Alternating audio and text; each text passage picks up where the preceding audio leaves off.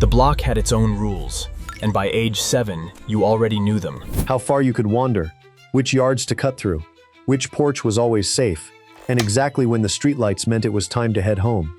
Nobody ever explained those rules. You just learned them. 25 memories, shared by families from coast to coast.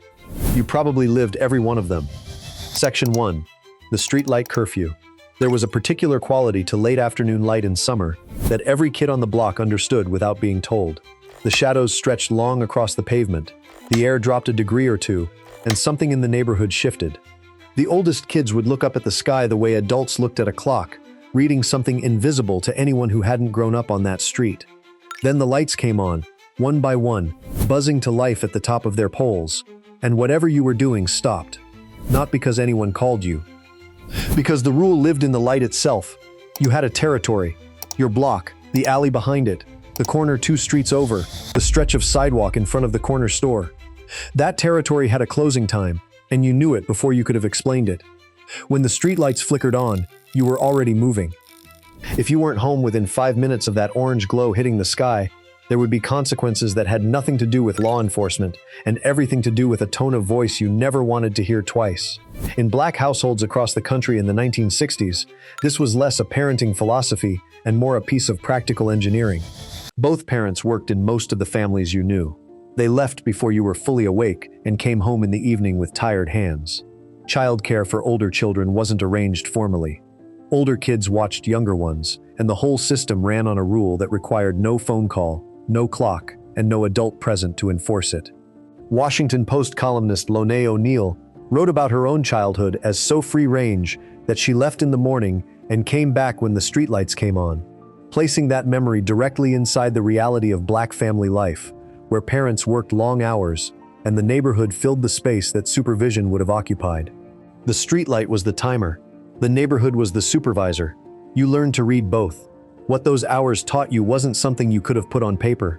You learned whose block was safe to cross and whose wasn't. You learned how to read the mood of a group of older kids before you stepped into their space, whether to walk through, walk around, or simply turn back.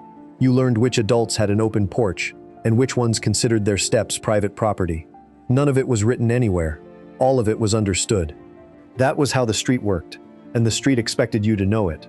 Research psychologist Peter Gray spent decades studying what unstructured play did for children and what its absence cost them.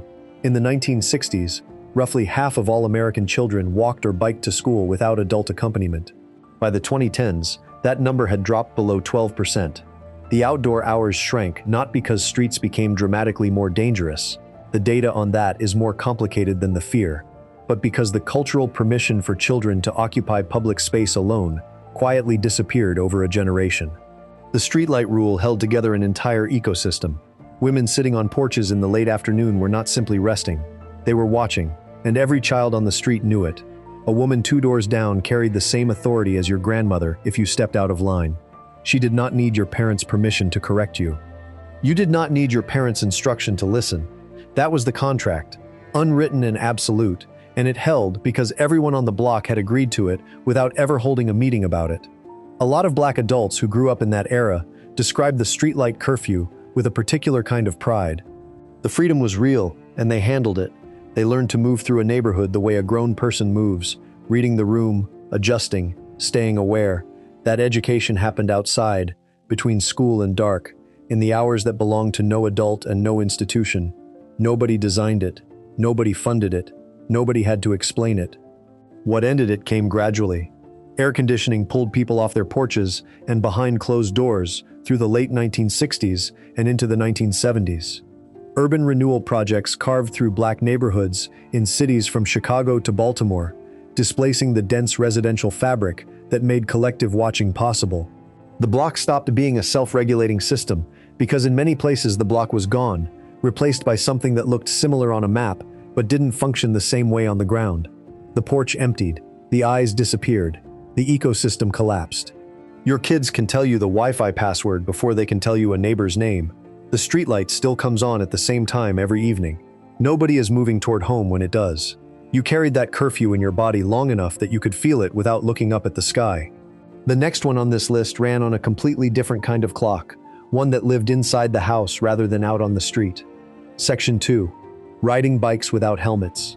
Your bike had a name before it had a scratch on it. Not the brand name on the frame, but the name you gave it the way you named anything that mattered to you. You knew every sound it made, the particular click of the chain when you pushed hard out of a turn, the way the handlebars shuddered when you hit a crack in the pavement at full speed. You knew how far you could lean into a corner before the tires started to give, and you knew this not because anyone taught you, but because you had found the edge enough times to memorize exactly where it was. Schwinn introduced the Stingray in 1963, a mid-year model that didn't even make the full catalog that year, just a sales ad, and 42,000 of them sold by the end of 1964. The bike had a banana seat, high-rise handlebars, a short frame, and a wide rear slick tire that made it look like somebody had crossbred a bicycle with a California chopper. It sold for somewhere between $50 and $100 depending on the model, and every kid who saw one understood immediately why they needed it.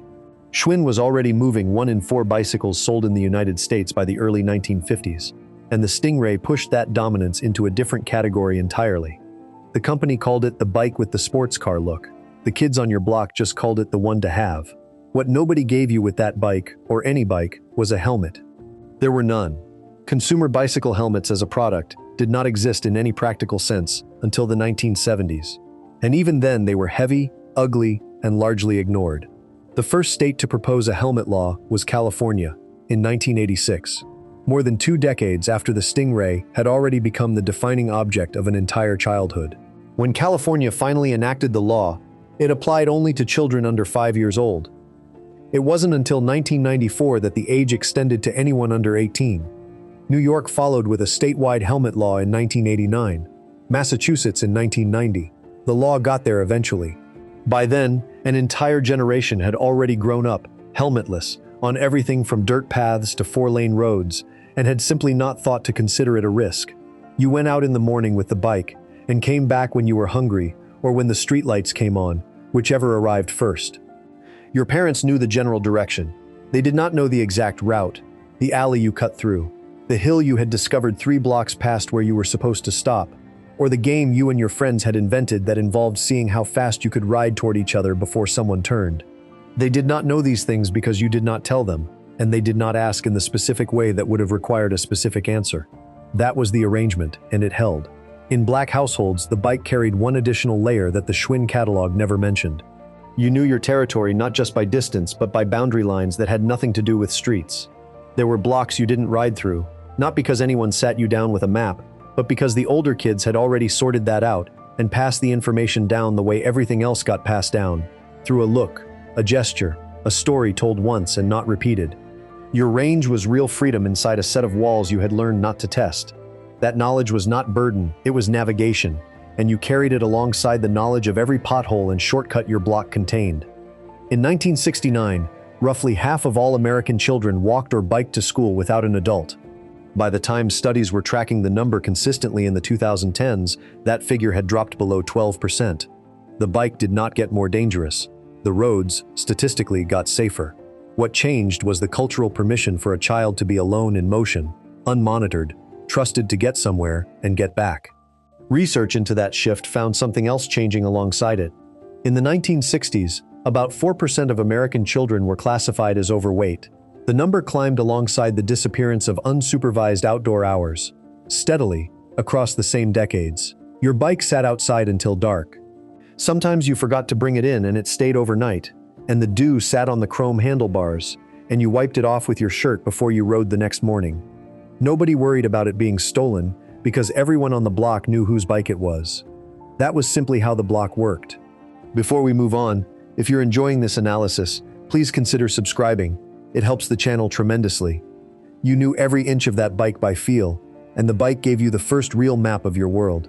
The next freedom on this list didn't require wheels, just a door left unlocked and an afternoon that belonged entirely to you. Section 3. The latchkey keyweight is not something you expect from a key, but this one had some. Brass, house cut at the hardware store, hung on a piece of string or a shoelace long enough to loop twice around your neck and still tuck inside your shirt. You were aware of it every minute it was there. You could feel it against your sternum when you ran. You could hear it click against itself when you bent over to tie your shoes.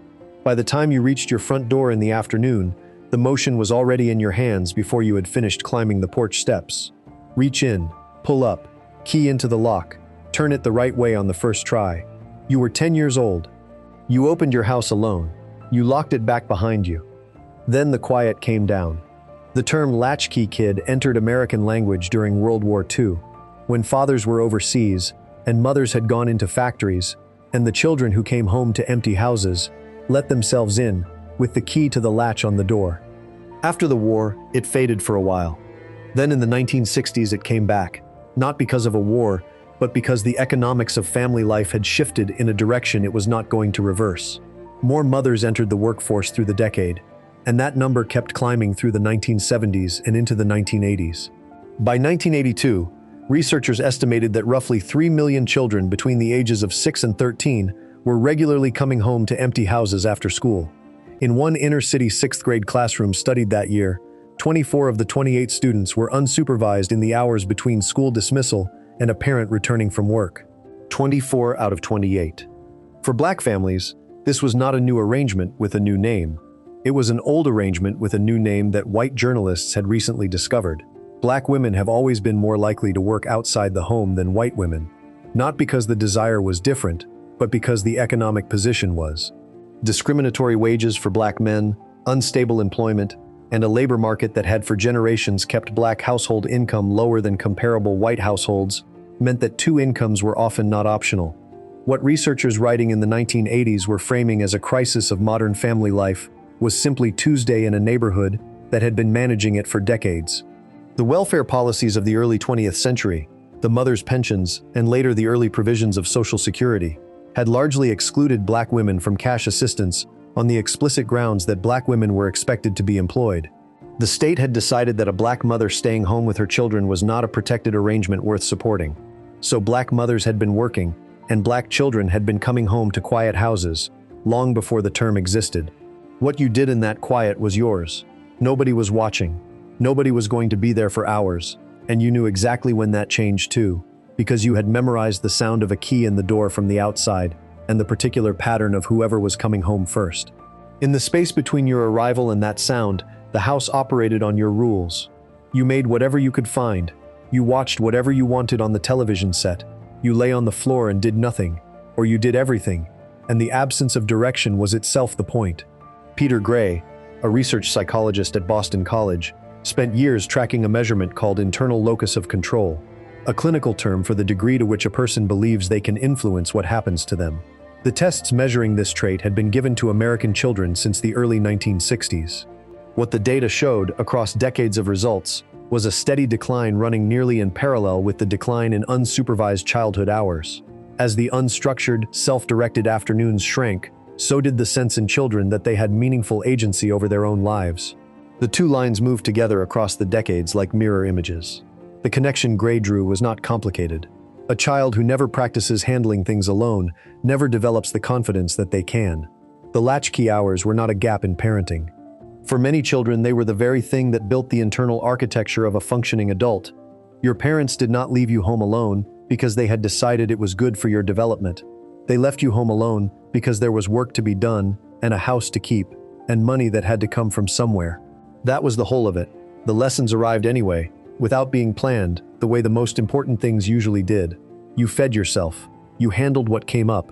You were there when they got home and the house was still standing, and nobody had to say out loud what that meant. That key around your neck was a kind of trust, passed down without ceremony and carried without complaint. The next freedom on this list also started at the front door, but it took you somewhere else entirely. Section 4. The corner store and penny candy. Before you even touched the door, you could smell it. Something between sugar and cardboard and the particular warmth of a small room that had been holding the same air for 30 years. The bell above the door was still swinging when your eyes adjusted to the light and found the counter, the jars, the glass cases, the open bins, sitting low enough that you could see exactly what was in them without standing on your toes. You had a nickel, sometimes a dime, occasionally a quarter, which made you briefly wealthy enough to have a strategy. The candy cost a penny. Some of it cost 3 cents, which you accounted for. Necco wafers came out to 3 cents a roll, stacked in that paper sleeve like little pastel wheels of chalk. Kit's Taffies were a penny each, 4 small squares of fruit-flavored chew wrapped in wax paper. Bazooka bubblegum was a penny and came with a tiny comic strip inside the wrapper, a few panels featuring Bazooka Joe and his turtleneck, which you read once and then lost, and didn't mind losing. Wax bottles held a few drops of colored sugar water you bit the top off of and drank in one mouthful. Pixie sticks were paper straws packed with pure flavored sugar that went straight up your nose if you tilted your head too fast. You knew the inventory the way you knew the layout of your own bedroom. You had opinions. You had regulars. The person behind the counter knew your name before you gave it. They knew your grandmother's name. They knew which parent had an account, and which items were allowed to go on it, and which ones had to be paid for outright. They knew if you had been in trouble at school because somebody in the neighborhood had mentioned it, and occasionally they said something about it directly, in the tone of a person who had the standing to say something, which they did, because everyone in a 3-block radius had agreed, without a meeting, that they did. You didn't think of this as surveillance. You thought of it as the way things were, because it was. The economics of this arrangement ran on coins you didn't earn by working. You found them. Empty glass bottles returned to a store paid back their deposit, and that deposit was real money in the hands of a child willing to look. Stubby beer bottles that somebody had left at the curb or near the alley were worth a penny each on return. Standard soda bottles came back at 3 cents, as did the quart beer bottles, if you could carry one. A serious morning of looking in the right places. The kind of looking that required actually knowing your block, could produce enough return money to fill a small brown paper bag at the counter without asking anyone for anything. That was the whole system, self-contained, operating below the economy adults participated in. The corner store was the retail anchor of a black neighborhood in a way that the larger grocery chains, by design, were not. By the mid-1960s, researchers in the grocery industry had begun using psychological frameworks to classify consumers by neighborhood, and the classifications they assigned to predominantly black urban areas translated, in practice, into decisions not to build there. Supermarket chains followed white suburban migration out of city centers through the late 1960s and into the 1970s. And when they left mixed-income neighborhoods after the civil unrest of those years, they did not come back. Historians studying the period have described this pattern as supermarket redlining, a deliberate bypass of black communities that left the corner store not just as a convenience, but as the primary food infrastructure for millions of families. The store that sold you penny candy for a nickel was often the same store where your mother bought bread and your grandmother ran a weekly tab. Urban renewal finished what the supermarket chains started in many neighborhoods. Federal and municipal programs in the 1960s designated large sections of black urban neighborhoods as slums and demolished them, clearing the buildings along with the commercial strips that had served them. Corner stores that had operated for decades went down with the blocks they sat on.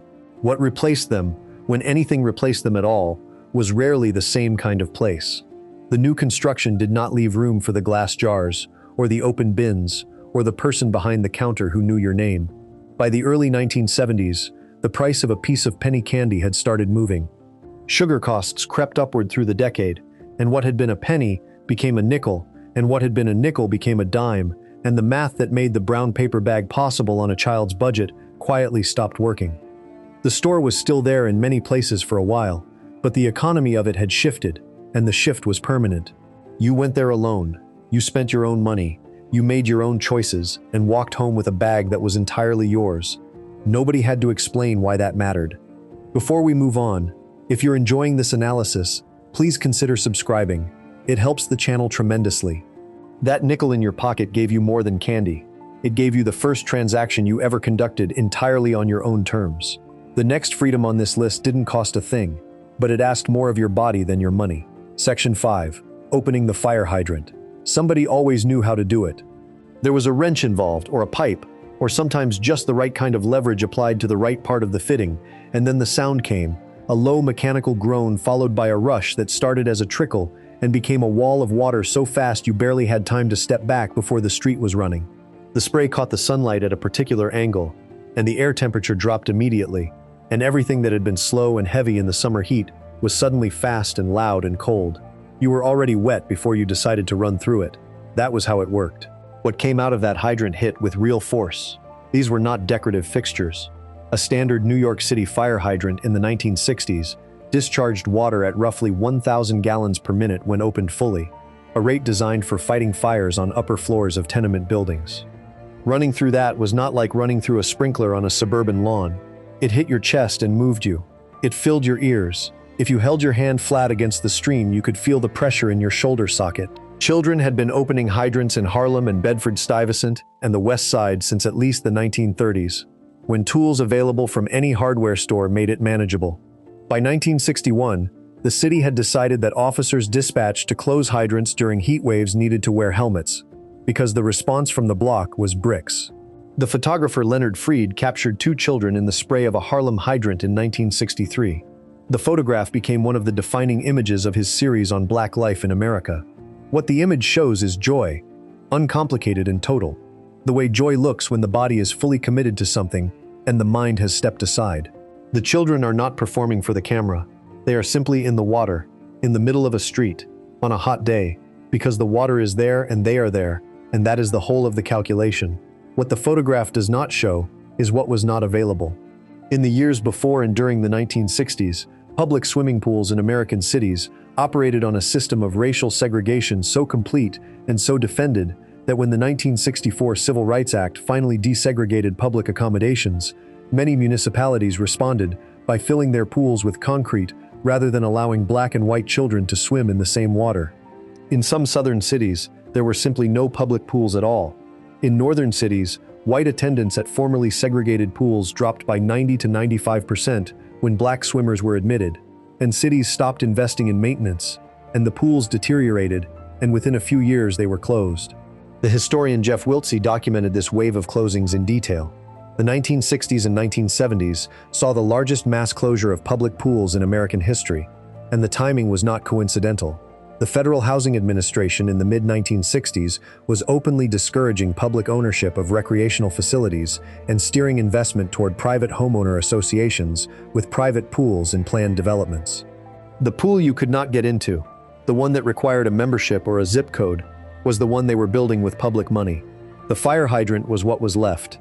And so the block made something out of it, the way the block always made something out of what was left. The confrontation that triggered Chicago's 1966 uprising on the West Side began over a hydrant. A man named Donald Henry opened a hydrant in the heart of the Black Belt on a hot day in mid-July. Police moved to arrest him. Bystanders threw rocks. More police arrived. Within hours, 3 days of uprisings had begun across Chicago's West Side, leaving 2 people dead and dozens injured. The specific beginning point, a fire hydrant opened against the heat on a summer afternoon, clarified something city officials had been able to ignore for decades. The absence of any alternative was not a neutral condition, it was a policy. After that, there was a short burst of municipal pool building aimed at black urban neighborhoods, the first serious public investment in that infrastructure in a generation. The sprinkler cap arrived sometime in the 1970s. City engineers designed a fitting that could be attached to an open hydrant and turn the full-bore blast into a wide, arcing spray. It was a compromise, a concession that the need was real even if the full-power version was dangerous. The cap made it safer. It also made it smaller, a controlled thing instead of a wild one, which was something lost in the transaction and understood by everyone on the block, even if nobody said it directly. The water was cold in a way that nothing managed in summer was cold. It shocked you when it hit, and the shock was the point. You went through it once and turned around and went through it again, and the street ran with water all the way to the corner, and the afternoon stayed there. That hydrant turned a street into something the block owned for a few hours. The next freedom on this list required no water, no tools, no wrench, just the kind of time that adults had not yet figured out how to fill. Section 6. Double Dutch on the sidewalk. Before you saw it, you heard it. The tick-tack of 2 ropes hitting concrete in alternating beats, a rhythm so precise it had its own pulse, faster than a heartbeat and more regular than almost anything else a child could produce with 2 hands and a length of rope. That sound carried a full block in summer air. If you were close enough, you could hear the chant underneath it, a girl's voice laying words over the beat the way a drummer lays a snare, each syllable landing between the strikes. You were not even in the game yet, and the game had already started without you. That was how Double Dutch worked. You had to earn your way in. The ropes came from wherever rope could be found. Modern Double Dutch originated in predominantly black urban communities, beginning to take its current form in the 1940s and 1950s, and the materials were whatever was at hand. Clotheslines were the standard. A section of braided laundry line had the right weight and the right flex, enough body to arc cleanly when turned, but light enough that skilled hands could speed it up without losing the shape. Some girls used long phone cords. Some used whatever they could find that moved right. 3 people were the minimum, 2 turning, 1 jumping. But the real game included the crowd watching, the ones waiting their turn, the ones calling out the next chant, the ones judging silently whether you had gotten good since the last time. The chants were not decorative, they were structural. Teddy Bear gave the jumper a sequence of physical commands to execute inside the ropes. Touch the ground, show your shoe, turn around, each instruction arriving on a beat that told you when to move. Down in the valley inserted your name into the verse, and then counted out a number until you missed or the rope stopped. So every girl who jumped got a personal score built into the song itself. The chanting set the tempo for the turners, and the tempo for the jumper at the same time. You were inside a machine made of rope and voice and counted seconds, and staying in required matching all 3 at once. Girls who could do this well were known for it, the way athletes are known for their events. It was a skill with a reputation attached. What the game was not, at least not yet, was organized. Through the 1960s, Double Dutch lived entirely on sidewalks and stoops, passed from older girls to younger ones, the way everything else on the block was passed, by watching, by waiting, by being allowed in when somebody decided you were ready. There were no coaches, there were no uniforms. The rules were the ones the girls on your particular block had agreed to, modified from the rules of the block 2 streets over, modified again from wherever those had come from. Tricks accumulated over time, backflips, handstands inside the turning ropes, moves borrowed from the dance style that was just beginning to emerge in the same neighborhoods at the same time. Hip-hop and Double Dutch were developing in parallel, in New York and Baltimore and Chicago, in the early 1970s, and the two drew from each other openly, the acrobatics and the rhythm trading back and forth, until it was hard to say which one had started a given move. By the late 1950s, the game had nearly disappeared. A trade publication from the era described the radio music boom as pulling children's attention indoors and the loss of accessible open space as taking the sidewalk away. What brought it back was what had always kept it alive. Girls who needed a game that required no gym, no field, no team roster, no adult to organize it, and no money to enter. Double Dutch required 3 people, some rope, and a surface flat enough to turn on. The sidewalk in front of your building qualified. So did the strip of concrete at the edge of the park, the wide patch at the corner where 2 streets met, the alley behind the row houses if the alley was clear. In 1973, a New York City Police Department community affairs detective named David Walker watched a group of girls playing Double Dutch in Harlem and decided the game was organized enough to become a sport. He and his partner, Detective Ulysses Williams, formalized the rules and developed what would become the first competition. It was held in 1974 at Lincoln Center, with 3 girls on the first demonstration team, Regina Horn, Renee Nichols, and Thomasina Smalls. The sport spread from there, eventually reaching international competition. But the game that Walker watched before any of that, the one he had grown up watching, did not need a competition or a rulebook. It had been doing exactly what it needed to do, on exactly the surface it needed, for 30 years before anyone thought to write the rules down. Hot pepper was when the turners accelerated without warning, and kept accelerating, and you stayed in as long as your feet, and the rope, and the beat would hold together. Nobody had to explain the rules. You already knew them. Before we move on, if you're enjoying this analysis, please consider subscribing. It helps the channel tremendously. The sidewalk held everything the block needed, and the girls on it built something that outlasted all of them. The next freedom on this list also lived outside, but it moved faster, and cut closer, and left a mark if you weren't paying attention. Section 7. Stickball in the street. Somebody sawed the broom handle down to the right length, or you used the whole thing and just choked up. Either way, it was light, lighter than you expected, a hollow wooden cylinder that caught air when you swung it, and made a sound against the ball that wasn't quite like anything else. The ball itself was pink and small, a Spalding high bounce that generations of children in New York called a Spaldine, after the way the name sounded coming fast out of a kid's mouth. It cost a nickel at the corner store. If you caught it wrong on the broomstick, the sting ran up into your wrists. If you caught it right, the ball shot off in a flat line that moved faster than anything an adult had put in your hands and told you to use correctly. Home plate was the manhole cover. First base was the fire hydrant on the near corner, or a parked car, depending on what was available and what the block had agreed to that afternoon. The foul lines were the buildings on either side of the street, and if you hit the ball onto a roof, it was either a home run or an out, depending on rules that had been established before you got there and would be revised again after you left. Distance was measured in sewers, the storm drain covers set at intervals down the block. A 2-sewer hit was serious. 3 sewers made you someone people talked about. Willie Mays, who lived in a first-floor room on St. Nicholas Place in Harlem during his first 2 years with the New York Giants, played stickball on that block 2 or 3 evenings a week with the neighborhood kids, bought them ice cream, and hit the ball 5 sewer covers, a distance that works out to roughly 450 feet. The children knocked on his window at street level to get him to come out. He came out. Mays described playing in the mornings, around 10 o'clock, for about an hour, before walking down the street to the polo grounds for that day's game. His manager, Leo DeRocher, reportedly disapproved, presumably for reasons related to injury risk on a street surface with moving cars and no equipment.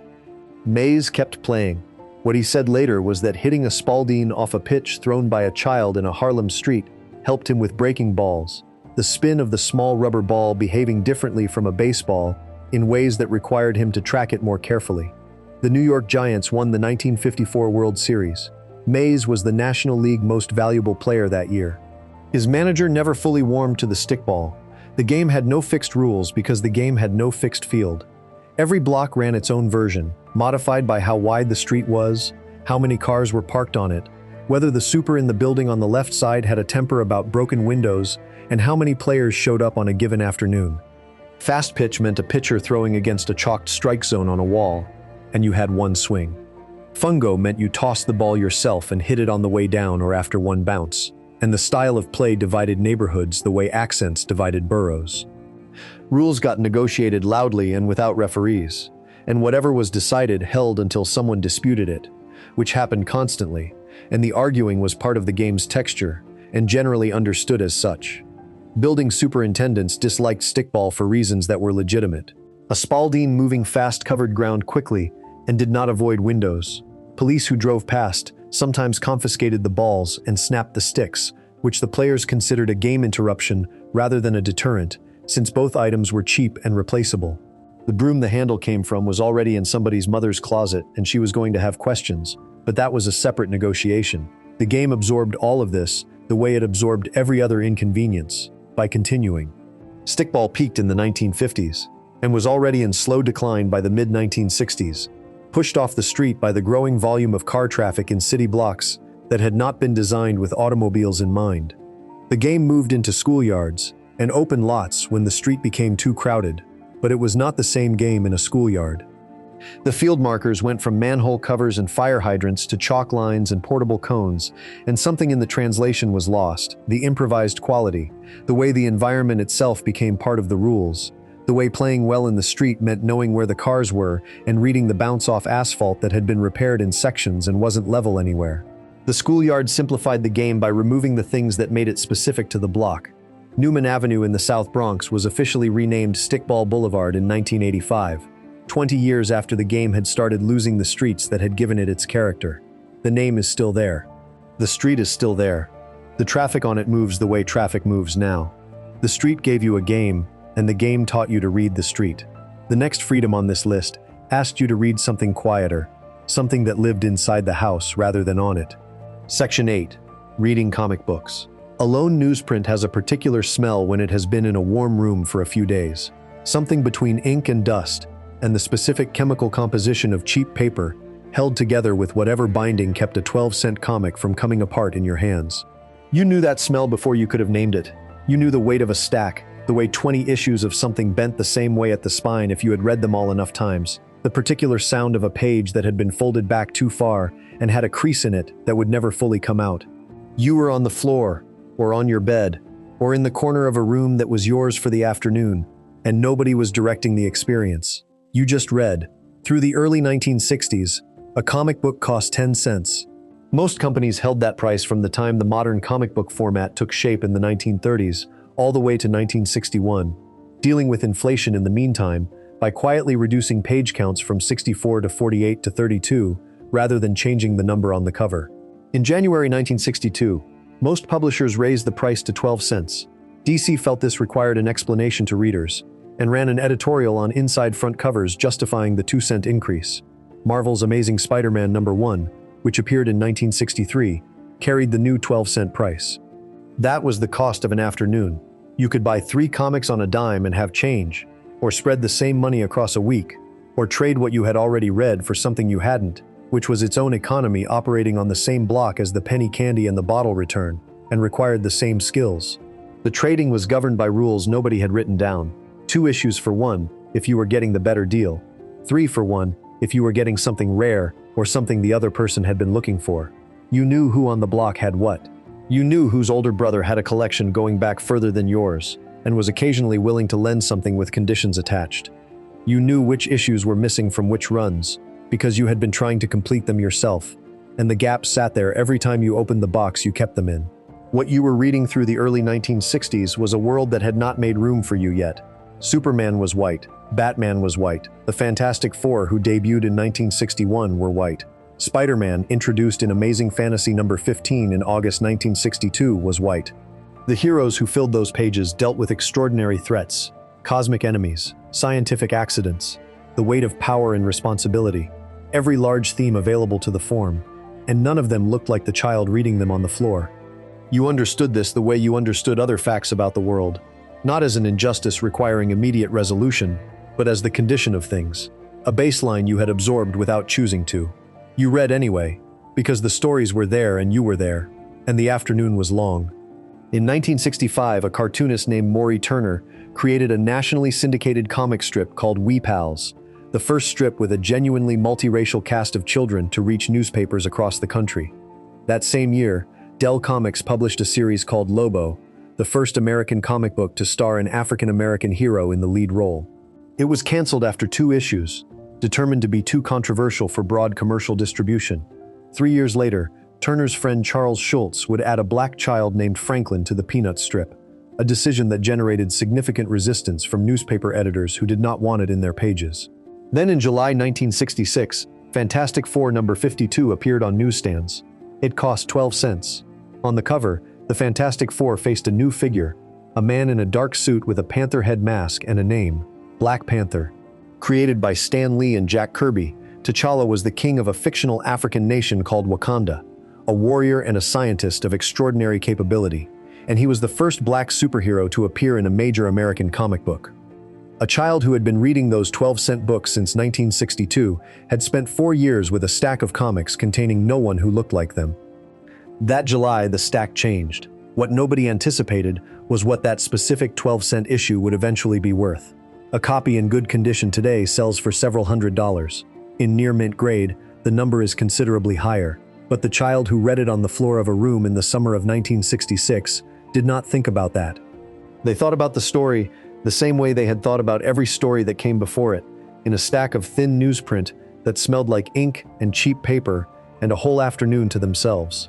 Before we move on, if you're enjoying this analysis, please consider subscribing. It helps the channel tremendously. That 12-cent world opened something in you that stayed open. The next freedom on this list didn't cost anything either, but it asked for the whole of your body and gave back something you couldn't describe until years later. Section 9.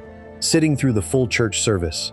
The fan was already in your hand before the service started. Cardboard, maybe 8 inches square, stapled to a flat wooden stick the width of a popsicle handle, and on the front was a picture, a biblical scene, or Mahalia Jackson looking directly at you, or the faces of Martin Luther King and the Kennedy brothers under the words Freedom Fighters. On the back was the name and telephone number of a funeral home. You did not think about this combination. You thought about moving the fan fast enough to feel something, which required a particular wrist motion that your grandmother had long since perfected and that you were still working on. The air in the sanctuary was thick. It was always thick by the time the preacher was 40 minutes into the sermon, and the sermon was not anywhere near 40 minutes in. Funeral homes had been distributing those fans to black churches at no charge since the early 20th century. The arrangement was practical on both sides. The churches received something their congregations needed badly, because air conditioning was a luxury most black congregations could not afford to install in church buildings, used only 2 or 3 times a week. The funeral homes received their name in front of a captive audience every Sunday, which was effective advertising in a community where funeral arrangements were among the most significant financial decisions a family made. The Smithsonian Institution holds one from Knoxville, Tennessee, a fan with the Freedom Fighters image on the front and Reed's Mortuary printed on the back. It is cataloged as a devotional object, a connection between churches and the civil rights movement, and an advertising medium. All three of those things were true at once, which was how a lot of things worked in a black church in the 1960s. You were there for the whole thing. Not in a separate room with a younger teacher and a shorter version of the lesson. In the room, on the pew, in your Sunday clothes that were different from every other set of clothes you owned, in a way you understood was important even before you could have explained why. During slavery and the decades that followed, one scholar who studied the black church noted, black people were often forced to wear worn and degraded clothing in daily life. Sunday was the reversal of that. Men in tailored suits, women in elaborate hats that functioned as crowns.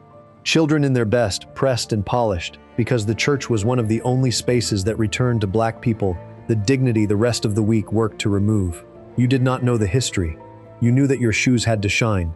The service moved through its stages, and you moved with it, or failed to move with it, and paid the consequences of stillness, which were social and immediate. The music came first, and it was not background. A church musician in Baltimore described absorbing the hymns in the 1960s as something that happened whether you intended it or not. You went with the flow. You learned whether you wanted to.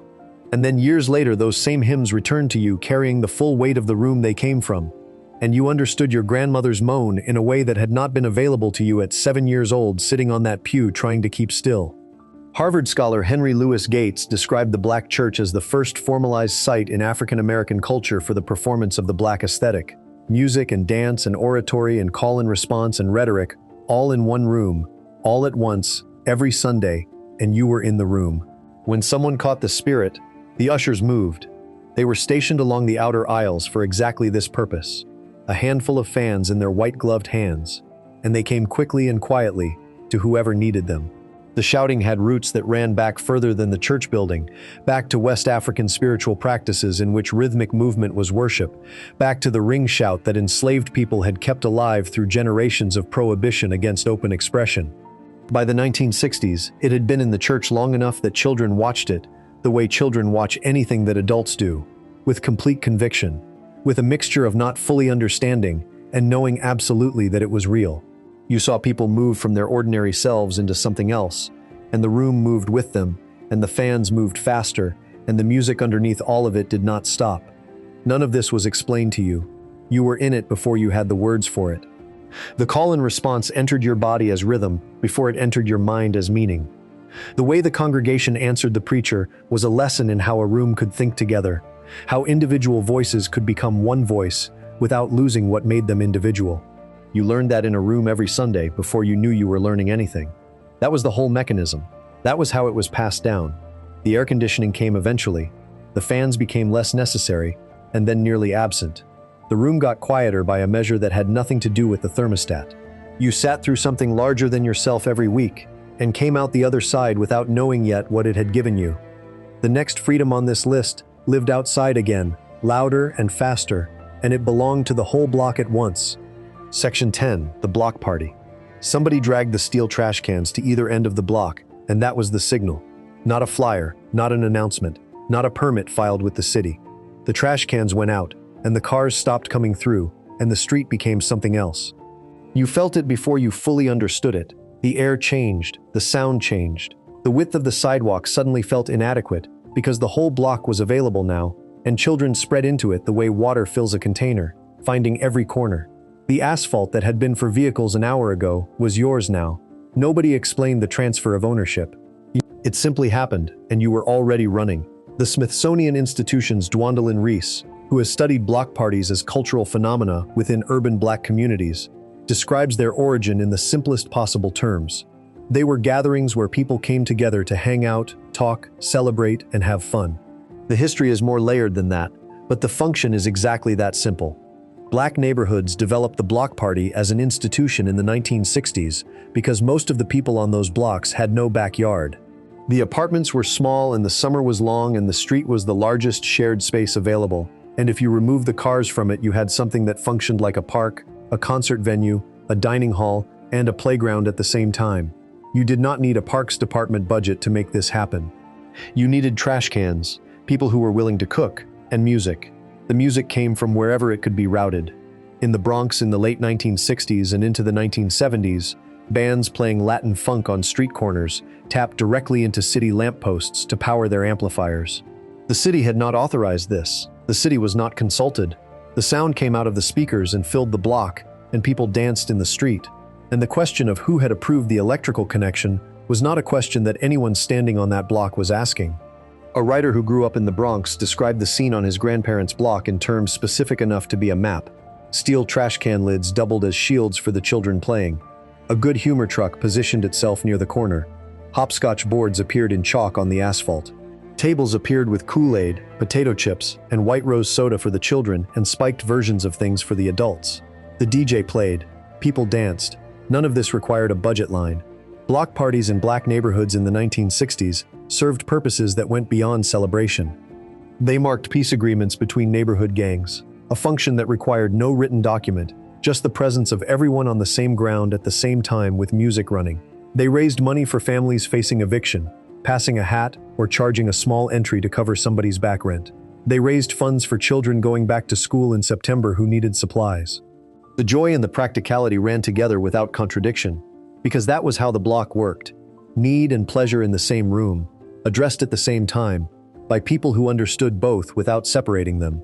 On August 11, 1973, a young woman named Cindy Campbell organized a back-to-school party at 1520 Sedgwick Avenue in the Bronx. She needed to raise money for school clothes. Her brother, a DJ who went by the name Kool Herc, provided the music. What Herc did at that party, isolating the percussion break in a funk record and extending it by switching between two copies on separate turntables, became the foundational technique of hip-hop. The author Jeff Chang, writing in Can't Stop, Won't Stop in 2005, described the energy of those Bronx block parties with a phrase that has not been improved on. Youthful energies turned from nihilistic implosion to creative explosion. The block party was where that turn happened. The children running through it in 1973 did not know they were inside a historical event. They knew the music was loud and the street was open and the night was warm and they were free to run.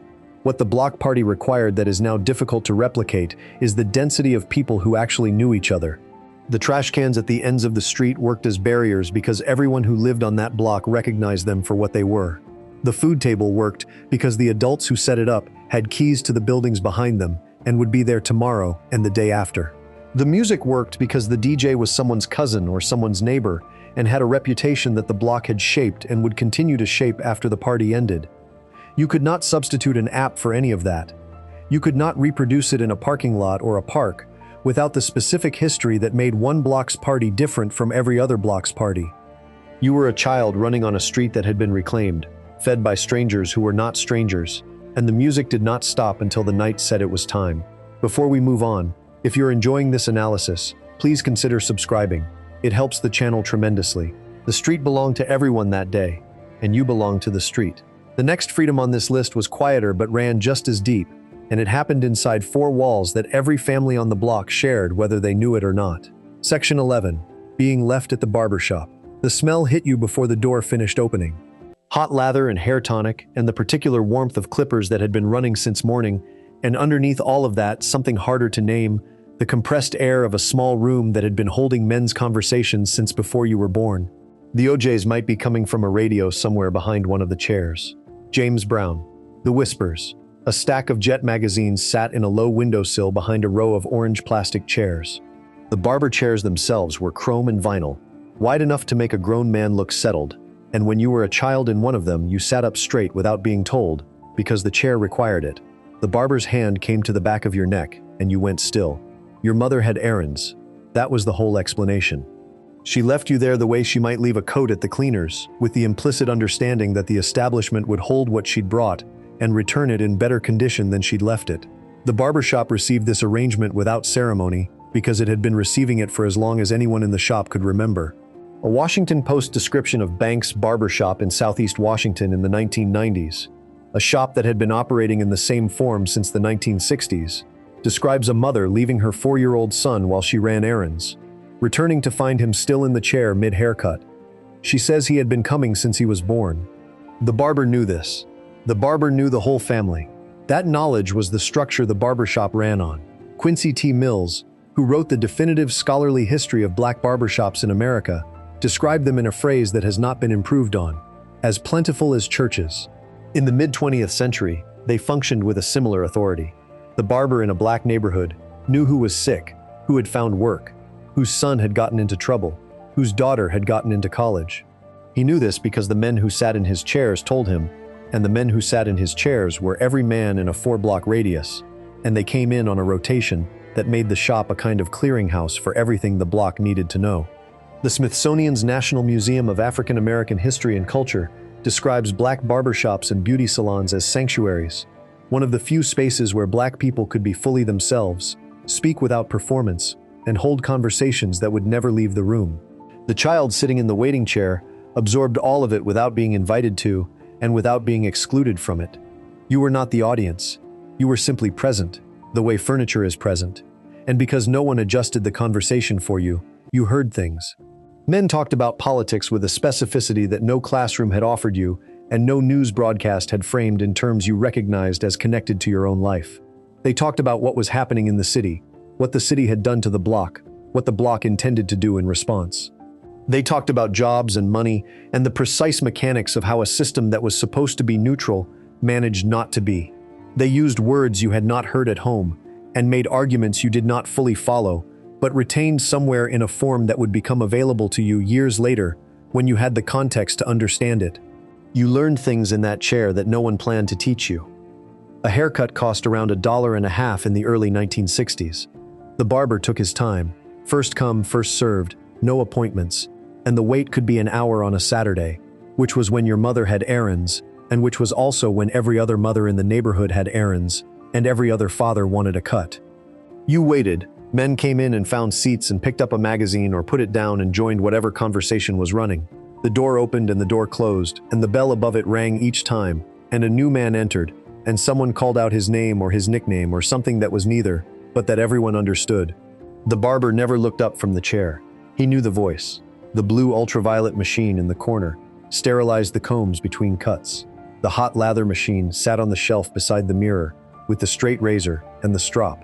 The barber wiped the back of your neck with a cloth that smelled like lilac water and held a small mirror up behind your head so you could see what he had done, and you turned your neck the way you had seen your father turn his neck, evaluating a thing that had been made for you by someone whose hands you trusted completely. Your mother came back and you were still there, and your neck was clean, and you had heard things that would take years to understand. Every chair in that shop held something you would only be able to name later. The next freedom on this list was also about what you carried home without knowing it, but it moved through you faster and left a different kind of mark. Section 12. Being raised by the whole block. You did not see her until she was already talking. An adult, not your mother, not anyone related to you, standing on a porch or leaning from a window, or materializing at the edge of the sidewalk at the precise moment you were doing the thing you were not supposed to be doing. The voice carried a specific authority that no stranger's voice carries today, flat and certain, and aimed directly at you by name, because she knew your name the way she knew your mother's name, and your grandmother's name, and which window was yours in the building, and more or less what time you were supposed to be inside. You stopped. You did not calculate whether she had jurisdiction. The calculation was not available to you because the answer had been established before you were born and was not up for revision. The neighborhood ran on an agreement that nobody had signed and nobody needed to sign. Every adult on the block had implicit authority over every child on the block. Not unlimited authority, not authority that superseded parents, but the standing to intervene, to correct, to call out behavior that violated what everyone had agreed, without a meeting, was acceptable. A child disrespecting an elder on the street was wrong. A child cutting through a yard they had no business in was wrong. A child heading somewhere at an hour that didn't make sense was worth a question. The adults on the block had not elected themselves to this role. It simply came with residence, the way knowing your neighbor's parking spot came with residence, understood by everyone without instruction. In 1997, sociologist Robert Sampson and his colleagues at the University of Chicago published a landmark study in the journal Science, analyzing 343 neighborhood clusters across Chicago and 8,782 residents. What they were measuring was something they called collective efficacy, the combination of mutual trust among neighbors and their willingness to intervene on behalf of the common good, specifically to supervise children and maintain public order. The study found that neighborhoods scoring high on collective efficacy had crime rates roughly 40% below neighborhoods that scored low, even after controlling for poverty, unemployment, and racial composition. Some Chicago neighborhoods that were predominantly black and low income had crime rates far below what their demographics would have predicted. The most powerful factor keeping them low was collective efficacy. The study was measuring, with survey data and multi-level analysis, something the block had simply known and operated on for generations.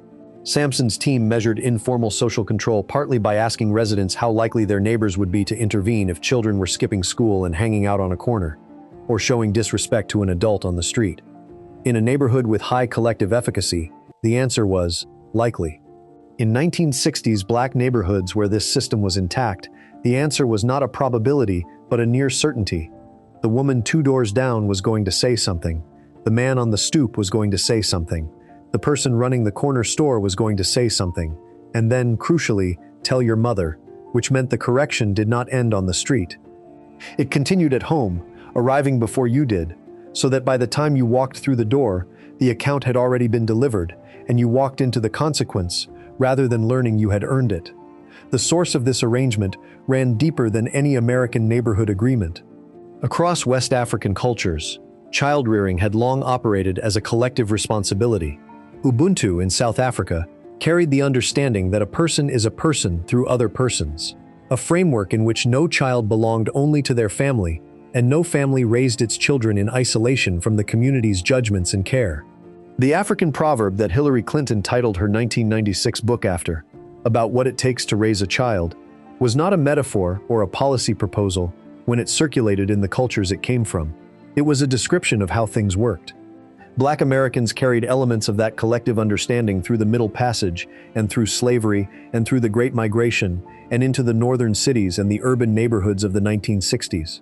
What looked from the outside like a neighborhood where everybody was and everybody else's business was, from inside, a place where no child fell through the cracks because no child was ever fully out of view.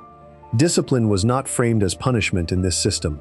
It was framed as preparation, a word that had specific meaning in a world where the consequences of being unprepared were more immediate than any child fully understood.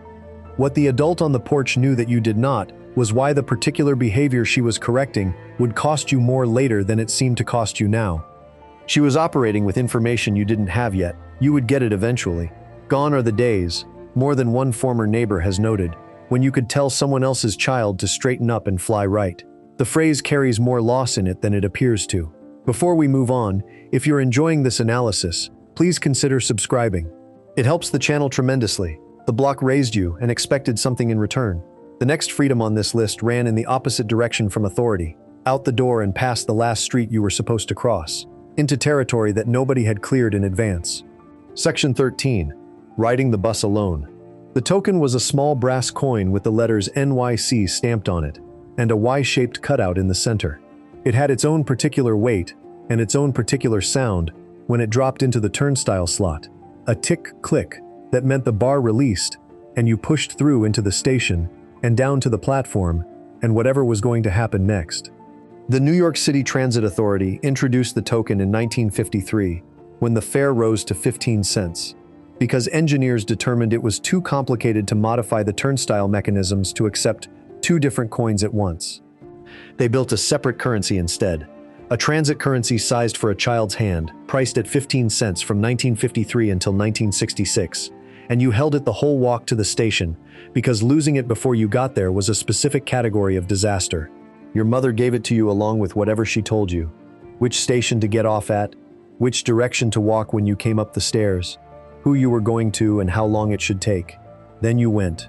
Not at 14, not with a cell phone and a location sharing app, and a parent refreshing a screen in real time. At 7 or 8 or 9, with the token in your fist and the instructions memorized, and the understanding, delivered in a tone that did not invite questions, that you were expected to arrive. In 2008, a journalist named Lenore Skenazy let her 9-year-old son ride the New York City subway home alone from Bloomingdale's. She gave him a Metro card, a subway map, a $20 bill, and no phone. He made it home. When she wrote about it, the response called her the worst mother in America. The backlash was significant enough that it prompted a book, a movement, and eventually legislation in several states affirming parents' legal right to allow children to be unaccompanied in public. What had been the ordinary terms of a 1960s Tuesday had become, by 2008, a nationally debated act of either courage or negligence, depending on who you asked. A child who rode the bus in a black urban neighborhood in the 1960s, was navigating something with more layers than the transit map showed. The bus itself was not a neutral vehicle. The Montgomery bus boycott had ended in 1956 after 381 days, and the Supreme Court had ruled that bus segregation was unconstitutional. But in 1956, and for years after, the system that produced the boycott remained largely intact in terms of who felt entitled to move through public space and who was expected to accept whatever conditions that space imposed. The Civil Rights Act of 1964 formally desegregated public transit nationwide. In many southern cities, enforcement was another matter. A black child getting on a city bus in the early 1960s understood something about which seats and which cars and which neighborhoods were not technically forbidden and not practically welcoming, and this understanding traveled with them even in cities where the formal rules had already changed. In northern cities where the transit systems had been nominally integrated for longer, the knowledge was different but present. You learned it the same way you learned everything else about navigating public space. By watching the adults around you, by the routes they took and the ones they didn't, by the particular quality of attention they paid when passing through certain neighborhoods versus others. A child riding the bus alone inherited that spatial intelligence without being handed a map of it. You learned which stops felt different, and which connections were worth making, and which transfers added time but avoided something you didn't have the vocabulary for yet, but recognized in your body before you had words. The freedom of the bus was the freedom of range. Your block had a perimeter defined by the streetlight curfew and by what your parents considered reachable on foot. The bus extended that perimeter to the full map of the city, or at least to wherever a 15-cent token and a memorized set of instructions could carry you. You could reach the library on a different block. You could reach a relative across town. You could reach a movie theater, or a park, or a part of the city that operated at a different register than the one you had grown up in, and the transit system was the mechanism that made the extension possible. Peter Skenazy's son made it home safely on a Sunday afternoon in 2008, which was treated as remarkable. Every day in 1963, tens of thousands of children made it home safely on weekday afternoons, which was treated as Tuesday. The transit system had not changed in any fundamental way between those two moments. The city had not become statistically more dangerous in the intervening years. What had changed was the cultural permission for a child to be alone in motion, making decisions, accountable to no one until they walked through the door. The token dropped into the slot, and the bar released, and you were through. The bus took you past what you knew, into what you were going to have to figure out on your own. The next freedom on this list was slower than a bus, but it built something in you that no route map could carry. Section 14, the public library alone. The smell was nothing like the corner store, and nothing like the barber shop, and nothing like anywhere else you went. Books and dust, and the particular cool of a building that held the temperature of a morning in the middle of the afternoon, and underneath all of it something harder to identify. A kind of settled quiet that had accumulated over years, the residue of everyone who had sat in those chairs and concentrated on something in front of them without anyone disturbing them. You found a table. You put your bag down. The librarian at the desk did not look up when you came in, and did not ask you why you were there, and did not suggest you would be more comfortable somewhere else. You were a child in a public building, and the building was free, and you could stay until it closed. The public library cost nothing to enter. That was not a small fact. Most of the places a child could occupy for an extended period of time in a city had some cost attached. The corner store required a purchase, the movie theater required a ticket, the skating rink required admission. The library required nothing. You needed a library card to borrow books, and getting a library card required an adult's signature initially. But once you had it, the borrowing was free, and the sitting was free, and the reading was free, and the hours were yours, until the lights flickered at closing time, which was the library's version of the streetlight curfew. What the library was in northern cities in the 1960s was one of the few genuinely open public spaces a black child could access alone. The swimming pools had been closed or converted to membership clubs. The amusement parks had been sites of racial confrontation for decades. The downtown lunch counters were still being contested. But the library, at least in northern cities, was nominally integrated and had been for longer than most other public spaces. And the particular social contract of the library, which required quiet and concentration and extended periods of stillness, meant that the enforcement of exclusion was harder to sustain there than in spaces organized around social interaction. In the South, the picture was entirely different and was still being fought out in the early 1960s. On March 27, 1961, 9 members of the Knockup Youth Council in Jackson, Mississippi, walked into the white-only public library and refused to leave when asked. They were arrested and jailed for disturbing the peace. On July 16, 1960, 8 black students were arrested in Greensville, South Carolina, for sitting in the whites-only library to complete a homework assignment. In Anniston, Alabama, in September of 1963, 2 black ministers were attacked by a white mob while attempting to enter the public library. These were not isolated incidents. Library sit-ins were a sustained and largely forgotten chapter of the civil rights movement because the national media gave them less attention than the lunch counter sit-ins and the freedom rides, even though the claim being made was the same, that public space funded by public taxes belonged to the public. When the freedom libraries emerged in response, more than 80 of them appearing across the Deep South staffed by civil rights voter registration workers, they filled the gap that the segregated public libraries had created. Many black Americans in rural Southern communities had their first encounter with any library through these parallel institutions. The books in the freedom libraries were often donated, sometimes worn, frequently duplicates of what the white-only libraries already had in abundance. The point was not the condition of the collection. The point was access, and the fact that access had required this level of organized effort to achieve. A child who grew up in the Bronx or Detroit or Chicago in the 1960s, where the library was open and the card was available, and the afternoon was long, may have sat in a children's section without knowing any of this history. May have pulled books off a shelf for no reason except that the cover looked interesting, or the spine was a color, or the title had a word in it that required investigation. May have sat there for 2 hours or 3 hours without speaking to a single adult, learning things that no adult had selected for them, following threads that no curriculum had arranged. One account from that era describes a child arriving at the library every day at 3 o'clock after school, doing homework, then reading until closing, and after about a week, the librarians noticing in a good way, which meant they started setting things aside, books they thought she might want, things that connected to whatever she had been reading last time. That is the library working exactly as it was supposed to work. It was working for a child who was there alone because her mother was at work, and the apartment was empty, and the library was 4 blocks away, and it was free. You could stay until they turned the lights off. Nobody had approved your reading list. The afternoon was entirely yours. Before we move on, if you're enjoying this analysis, please consider subscribing. It helps the channel tremendously. Every book you pulled off that shelf opened something that couldn't be closed again. The next freedom on this list also opened something, but it worked through the ears instead of the eyes, and it found you whether you were looking for it or not. Section 15. The transistor radio. The dial moved in small increments, and you learned them by feel. Too far left, and the signal dissolved into static. Hold it at the right spot, and the station came in clear. The voice of the DJ arriving first, then the opening bars of whatever he had queued up. The music coming through the small speaker with a tinny brightness that was nothing like what it sounded on a proper radio in the living room, and was better, because it was yours, held in your palm, running on batteries you had paid for yourself, going where you went. The earphone was a single plug, beige rubber, that fit one ear and left the other open to the street. You walked with the radio in your jacket pocket, and the cord running up to your ear, and nobody could hear what you were hearing, and that was the point.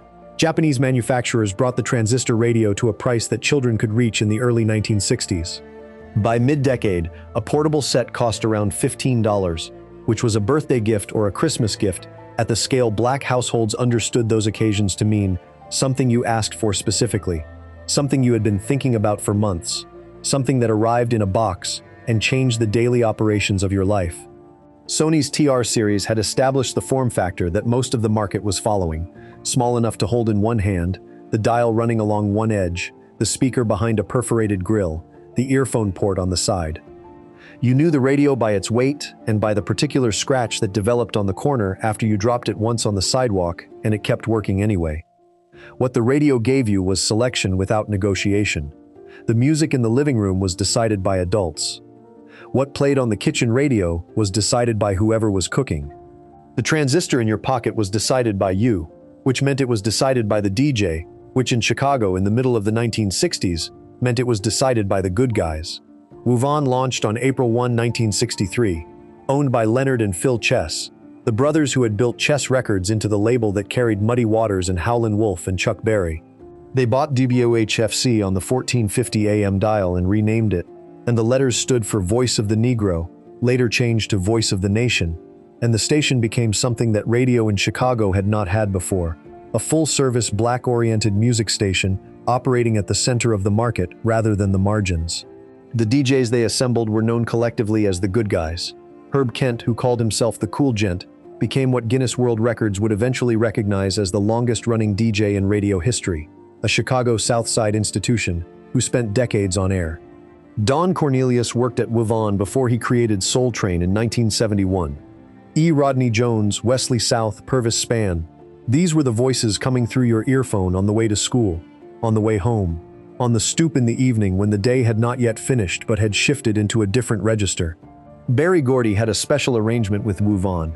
Every song Motown produced was sent to WVON before any other station, including stations in Detroit where Motown operated.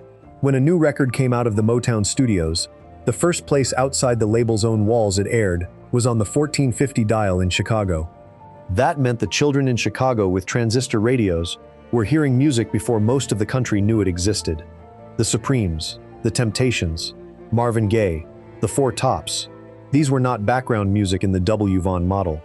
They were the primary content of a station that ranked consistently in the top 5 of the Chicago radio market despite operating at only 1,000 watts by day and 250 watts at night, a fraction of the power of the major white-owned stations.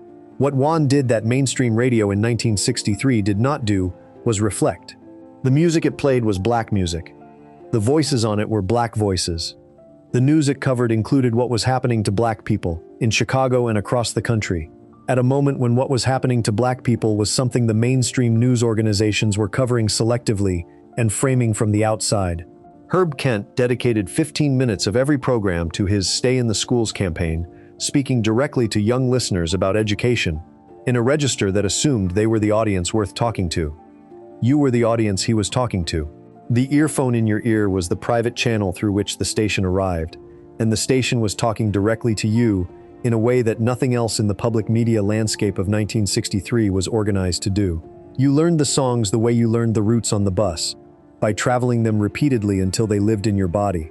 The DJ moved to the next record and you moved with him. Nobody had curated this for you. You found it yourself, on the dial, at 15 cents per battery. That signal moved through you and left something behind that the silence afterward could not take out.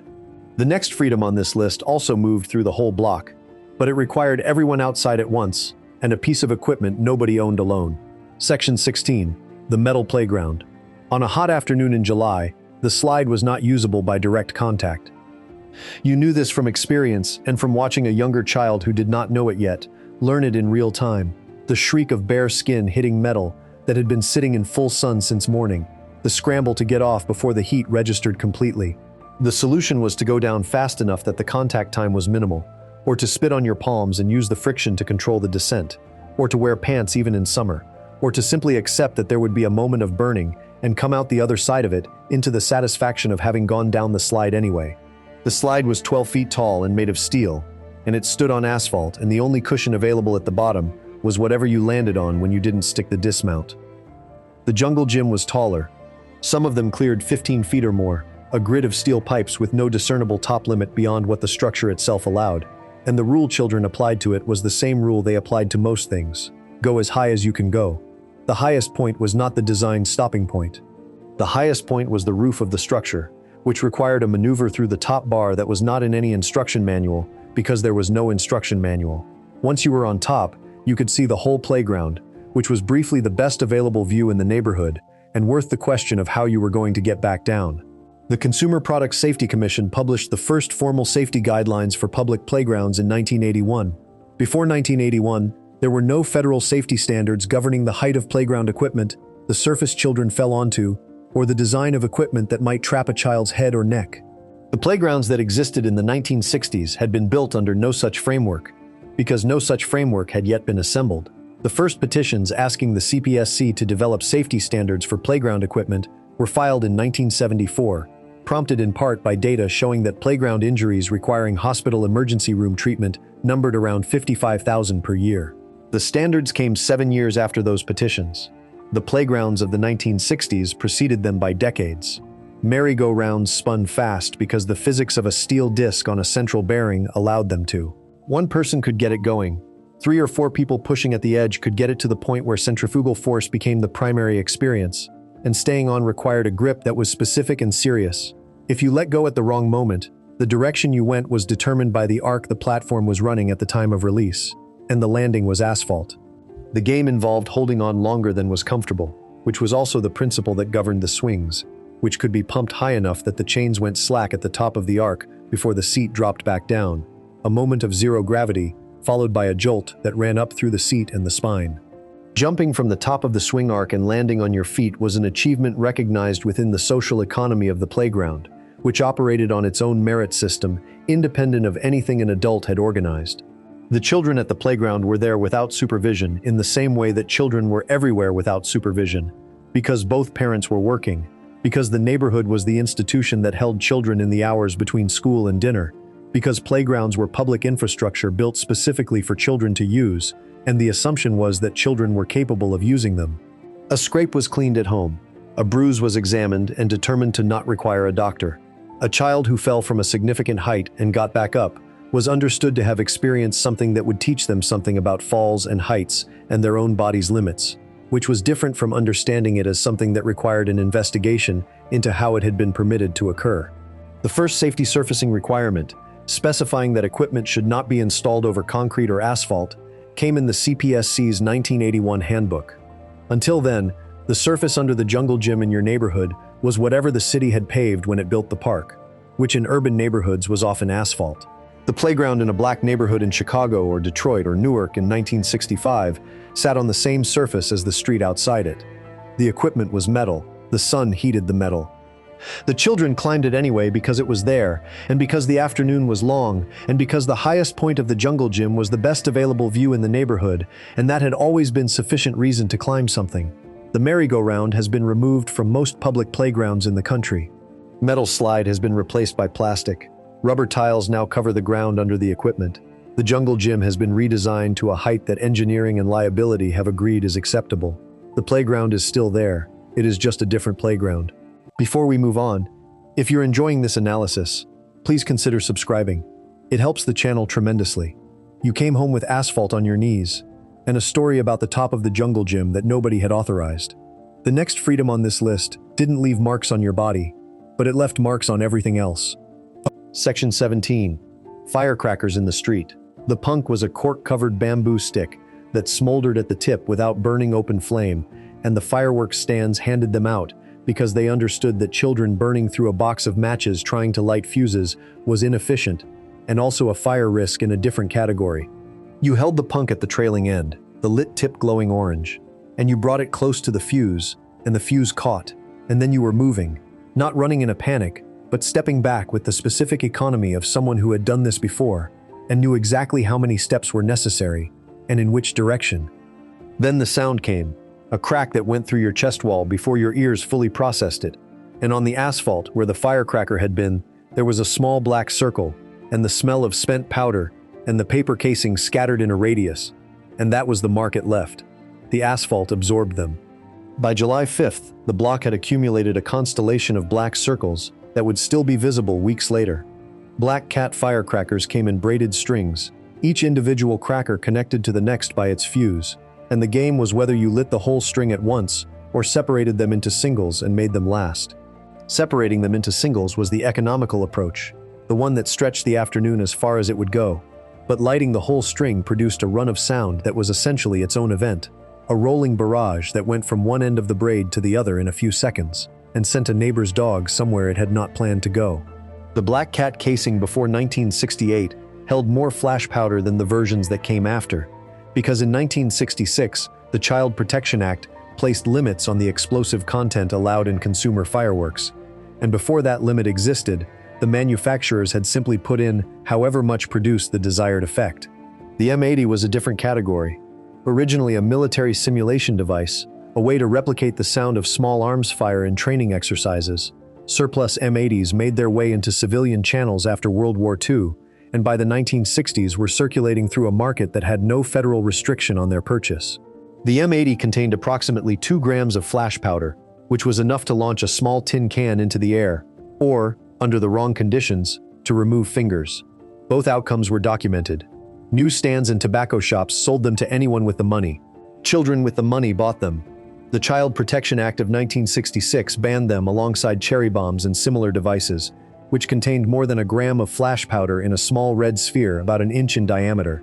After 1966, what remained on the market were devices in a lower yield category, still loud, still capable of producing the black circles on asphalt, but measurably less dangerous than what had existed before. What remained, and what the summer organized itself around, was everything below the legal threshold. Bottle rockets went up in whatever direction the bottle pointed them, which was where the skill came in, because pointing a bottle at an angle on a city block required a negotiation with the buildings and the telephone wires and the cars parked at the curb.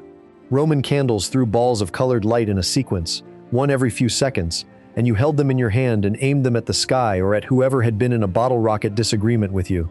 Sparklers burned hot enough to leave burn marks on whatever they touched, which included wood, fabric, and skin if you weren't paying attention at the moment the sparks died and the wire was still at temperature. The 4th of July held a specific weight in Black American history that the fireworks didn't know about and didn't care about, but that existed underneath the celebration anyway. Frederick Douglass in 1852 described the meaning of the July 4th holiday to enslaved Black Americans in terms that the holiday itself never acknowledged. In 1865, when the Civil War ended, the celebrations that erupted in Black communities across the South were described by a white Southern diarist as the Black 4th of July, and the framing was contemptuous, but the celebration was real, and it was the first 4th that the word independence meant anything to everyone on American soil, or was supposed to.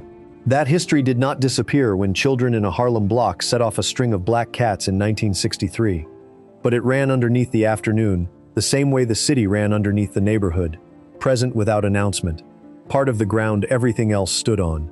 The smell of spent powder stayed in the air after dark. The black circles on the asphalt stayed for weeks. Nothing else you did in the course of a summer left that kind of specific mark on the street, the record of exactly where you had been and what you had done, written on the ground in a language anyone could read. Those black circles on the pavement were proof you had been there and done something real. The next freedom on this list left a different kind of proof, softer and slower, and you wore it on your body every single day. Section 18. Getting your hair done before anything else. The smell. Smoke and grease and the particular chemical sweetness of hair meeting heated metal, a combination that meant Saturday morning, in a way that nothing else meant Saturday morning. The pressing comb was already on the stove, sitting in the open gas flame, until it reached the temperature your mother could read by holding it near her wrist without touching, a measurement she had made so many times she no longer thought about it. On the table beside her was a small red container of Royal Crown hair dressing, opened, ready. You sat in the chair with your back to her, and your head slightly forward, and you waited. "Hold your ear," she said, which meant fold the top of your ear flat against the side of your head, and hold it there with your own hand, so the comb would not catch it when she worked the sides. You held it. The comb moved through a section of hair and left behind something transformed. The texture changed, the shape changed, smoke rising toward the ceiling in a thin column before dissipating. She waved the comb through the air between passes to cool it, then returned it to the stove to come back up to temperature, then came back to the next section. This went on for as long as it took. Your one job was stillness. You were a child and stillness was the hardest job available, and you did it because the consequences of not doing it were immediate and specific. The beauty shop downtown ran on the same principles, scaled up. Ammonia and styling product, and the smell of heated hair filling a room where every chair was occupied, and the conversation moved through the space, like something continuous and purposeful, picking up a thread from one end of the row and passing it down to the other. A haircut in Harlem in the early 1960s, what one account from the period describes as a shampoo, dry straightening comb and hot curls, cost no more than $5 at the neighborhood salon. For that $5, you sat in a space that operated as a community institution in a way that the beauty school curriculum never mentioned and didn't need to. The Smithsonian has described black beauty salons as sanctuaries, using the same word applied to black barbershops.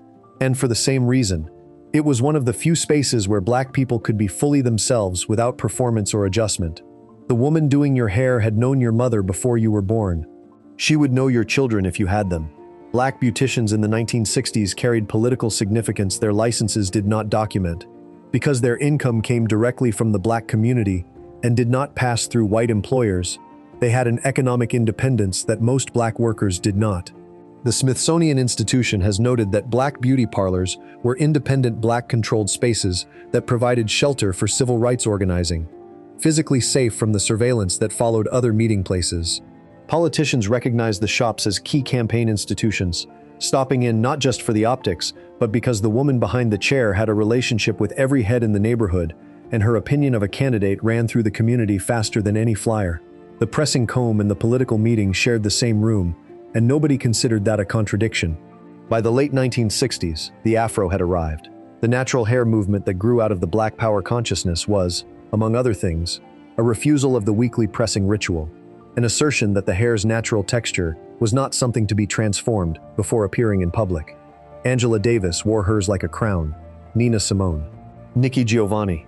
The image of the Afro became synonymous with a specific political clarity, the position that what grew naturally from your head was not only acceptable but powerful, which meant the inverse had always been implied, that the pressing ritual had been, at least in part, a negotiation with beauty standards designed elsewhere. The women who pressed their daughters' hair on Saturday mornings loved their daughters. The ritual was care and closeness and time.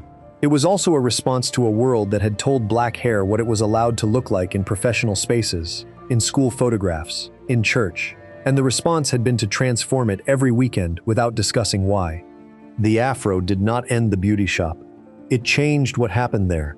Women who wore natural hair still came in, still sat in the chairs, still absorbed the conversation that ran through the room like water finding its level. The community function of the shop was not attached to any particular style. It was attached to the fact that you came, and you stayed long enough for your hair to be done, and in that time you were part of something that had been running in that room before you arrived, and would continue running after you left. Your hair carried the morning with you all week. That was the proof. Everything in it was still there. Before we move on, if you're enjoying this analysis, please consider subscribing. It helps the channel tremendously. You wore that Saturday morning all week, and it held. The next freedom on this list also came from the hands of someone who knew exactly what they were doing, but it moved faster and asked for nothing except your presence. Section 19. Being dealt into the card game. The shuffle was something a person did with their whole body, a particular forward lean into the table, and a specific motion of the thumbs that released the cards in a waterfall, and then pressed them back into a single deck in one clean motion. You had watched it happen across your whole childhood, and you could not do it yet, which was a fact that lived somewhere close to the other facts about what you couldn't do yet. Ride the bus past certain stops, stay out past dark, make certain decisions. The cards came out of the shuffle fast, 12 to each player in a clockwise rotation, and by the time they landed in front of you, the conversation at the table had already moved 3 times. You picked them up and sorted them by suit the way you had been taught, and you looked at what you had, and you were in the game. Bid whist traveled the United States in the hands of the Pullman porters. After the Civil War, when formerly enslaved people took positions with the railroads and built what became one of the largest black professional organizations in American history, they carried the game with them across the continent. The Southern Crescent ran from New Orleans to New York to Boston, and after the passengers were settled and the cars were quiet, the porters played. The expression for winning every trick in a hand became running a Boston, because the phrase for dominating your opponents from beginning to end traced the full length of a night run on that route. The trash-talking tradition was built into the game from those overnight miles, the particular language of a competition between people who knew each other well enough to say things that required that knowledge to land. Time magazine, writing about bid whist decades later, called it a b-boy form of bridge, which was accurate about the mechanics and missed the point almost completely. The game had originated further back than the porters. Whist was a British card game, with roots that may have run as far as Turkey, and it reached the American South in the hands of enslaved people who adapted it in the slave quarters at night, adding the bidding elements that made it a different game from the one it started as. The American Contract Bridge League, which ran the organized card game competition that most resembled bid whist in its structure, refused to admit black players until 1967. Black players formed the American Bridge Association in 1932 rather than wait for permission they were never going to receive. The game that the porters played and that moved from Chicago to Detroit to New York to everywhere the Great Migration carried people was a card game built and developed entirely within the black community, by necessity, and it stayed there largely because the communities where it lived had no reason to look for approval from outside them. Thurgood Marshall played bid whist. Michael Jordan played bid-whist. Magic Johnson. The game moved through black professional life the way golf moved through white professional life, a shared competitive language that people use to establish and maintain relationships across every other difference. What made it function that way was the same thing that made it function at a kitchen table in Chicago in 1963. It required 4 people. It rewarded partnership and strategic thinking, and it created a context in which what you did with your cards reflected something true about how you thought. The freedom of being dealt in was the freedom of being trusted. The adults at that table had agreed, by dealing you a hand, that you were capable of participating in something with real stakes. The game used chips or small money, or simply the score, but the stakes were social. If your partnership lost, the rule called rise and fly meant you and your partner got up and gave the chairs to the next team waiting. You were accountable for your cards. What you did with them affected your partner. The adults had let you into something that operated on adult terms, and they were not going to soften the terms because you were young. That was the invitation and the respect in it. You learned the game the way you learned everything else on that block, by watching first, by being allowed to sit behind someone and see their hand without speaking, by absorbing the betting language and the trash talking and the way experienced players read each other's bids for information before anyone had played a card. You learned that certain bids were confidence and certain bids were theater, and that the difference between them was legible if you had watched long enough. You learned that your grandmother's face gave nothing away regardless of what she was holding, and that the man across from her was always watching her hands instead of her eyes, and that she knew this. The cards hit the table fast when experienced people played them, a slap of confidence that said something about what you were holding, and something about the player who laid it. You learned to put your cards down the same way. The table taught you things no classroom had on its list. The next freedom on this list also taught you something, but it happened outside, when nobody was keeping track and the only thing you were accountable to was your own imagination. Section 20. Building things from nothing. Before anything else, the roller skate had to come apart. Not the whole skate, just the wheel plate, the metal assembly that held the 4 wheels and could be separated from the boot with enough persistence and the right leverage. If you had a screwdriver, you used a screwdriver. If you didn't, you found something that worked. The plate came off, and the wheels spun freely in your hand, 4 small steel wheels on a frame, and this was the raw material for everything that followed. You needed 2 plates. You needed a plank of wood, which meant the vacant lot or the alley or the lumber scraps behind the building where someone had done repairs. You needed a smaller piece of wood for the handle, attached at the top with a nail. You needed nails. You needed someone who had done this before, or you needed to work it out yourself, which was the more common situation, and the one that produced more of the knowledge you were going to carry through the rest of your life. The crate scooter was the canonical urban children's vehicle of the mid-20th century. Built from a wooden milk crate or fruit box attached to a 2x4 plank with roller skate wheels underneath. And it had no instruction manual and no kit and no adult involvement in the construction phase. It simply existed as a technology that moved through the neighborhood from older children to younger ones, the way every other useful piece of knowledge moved, through demonstration and repetition, and the particular pleasure of watching someone do something well and then attempting it yourself. By the 1960s, the crate was sometimes absent, and the board alone was the vehicle, which was how the skateboard emerged from the same set of materials without anyone planning a skateboard.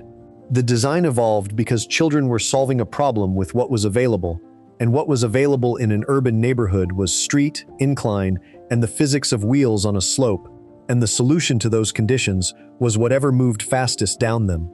Play researchers have developed a framework called loose parts theory to describe what happens when children are given access to movable materials rather than fixed equipment. The Danish architect Carl Theodor Sorensen developed adventure playgrounds in the mid-20th century, specifically because he had observed that children preferred playing in rubble and construction sites to using the formal playgrounds built for them. The materials that engineers had discarded as waste were, to a child with time and imagination, the most interesting objects in the neighborhood.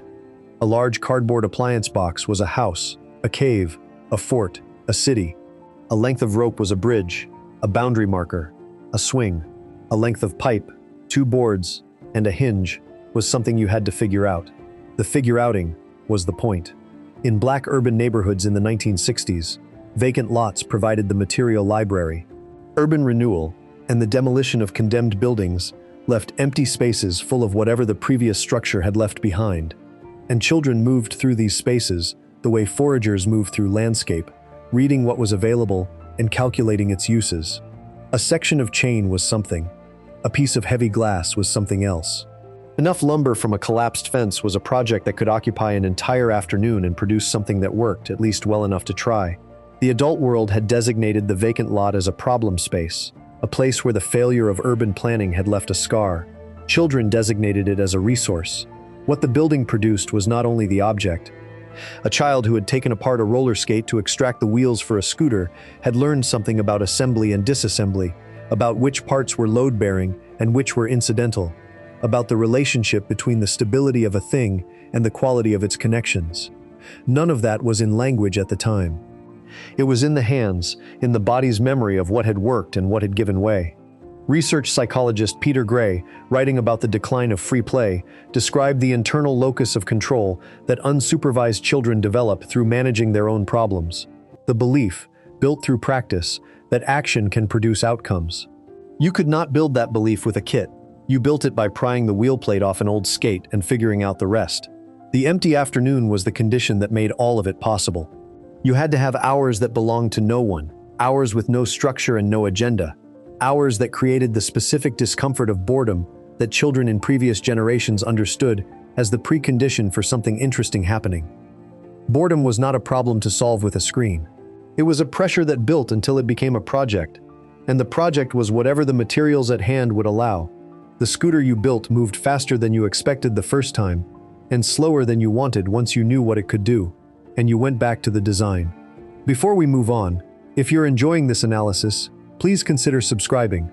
It helps the channel tremendously. What you built with your hands taught your hands what they were capable of.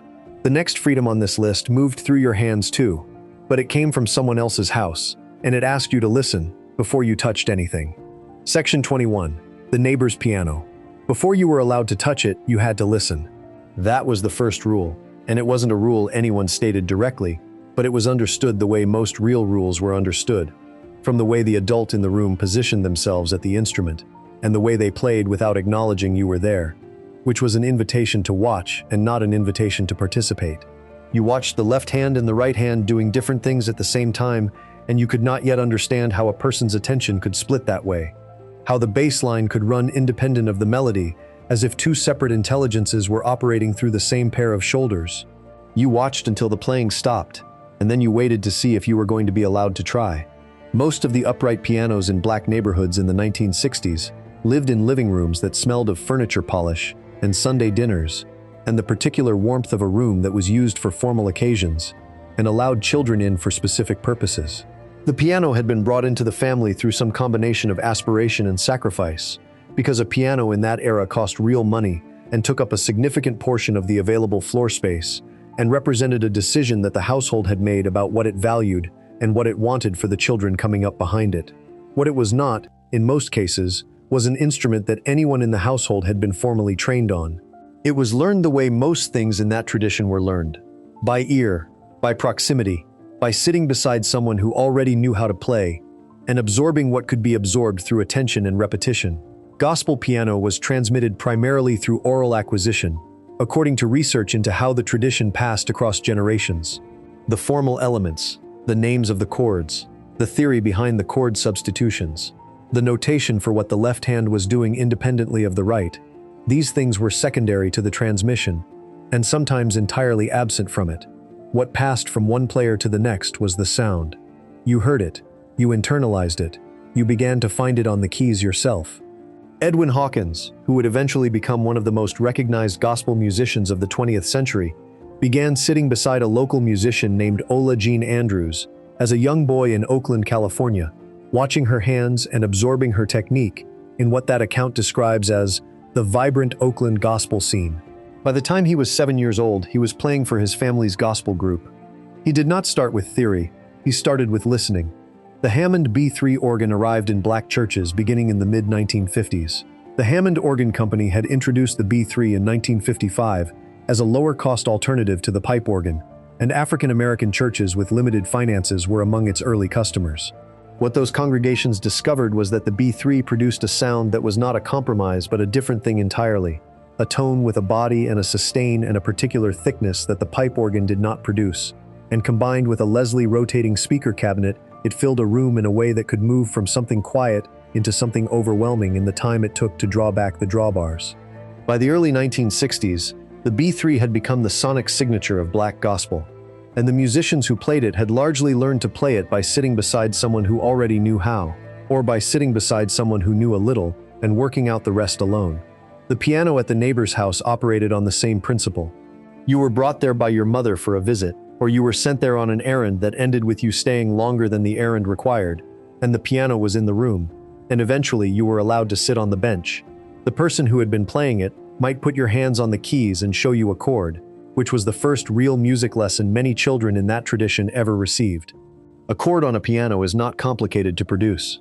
You put 3 fingers down in the right positions and press, and you have made something that sounds intentional rather than accidental. And that sensation of having produced something deliberate and resonant from an instrument that had seemed entirely mysterious before was the sensation that kept children on the bench long after the visit should have ended. What you were learning without knowing you were learning it was the interval, the distance between notes that gives a chord its character. You were learning by feel and sound before you were learning by name. The names came later, if they came at all. The sensation came first, and the sensation was the thing that stayed. The memory of the sound the room made when you pressed those 3 keys down and held them, the vibration through the bench and the floor, the adult in the room nodding slightly in a way that said, yes, that is the one. The instrument was in the living room, and the living room was not yours, and you had been brought there under specific conditions, and the music that came from it was going to be yours for the rest of your life. You carried that chord home in your hands and found it again in the air.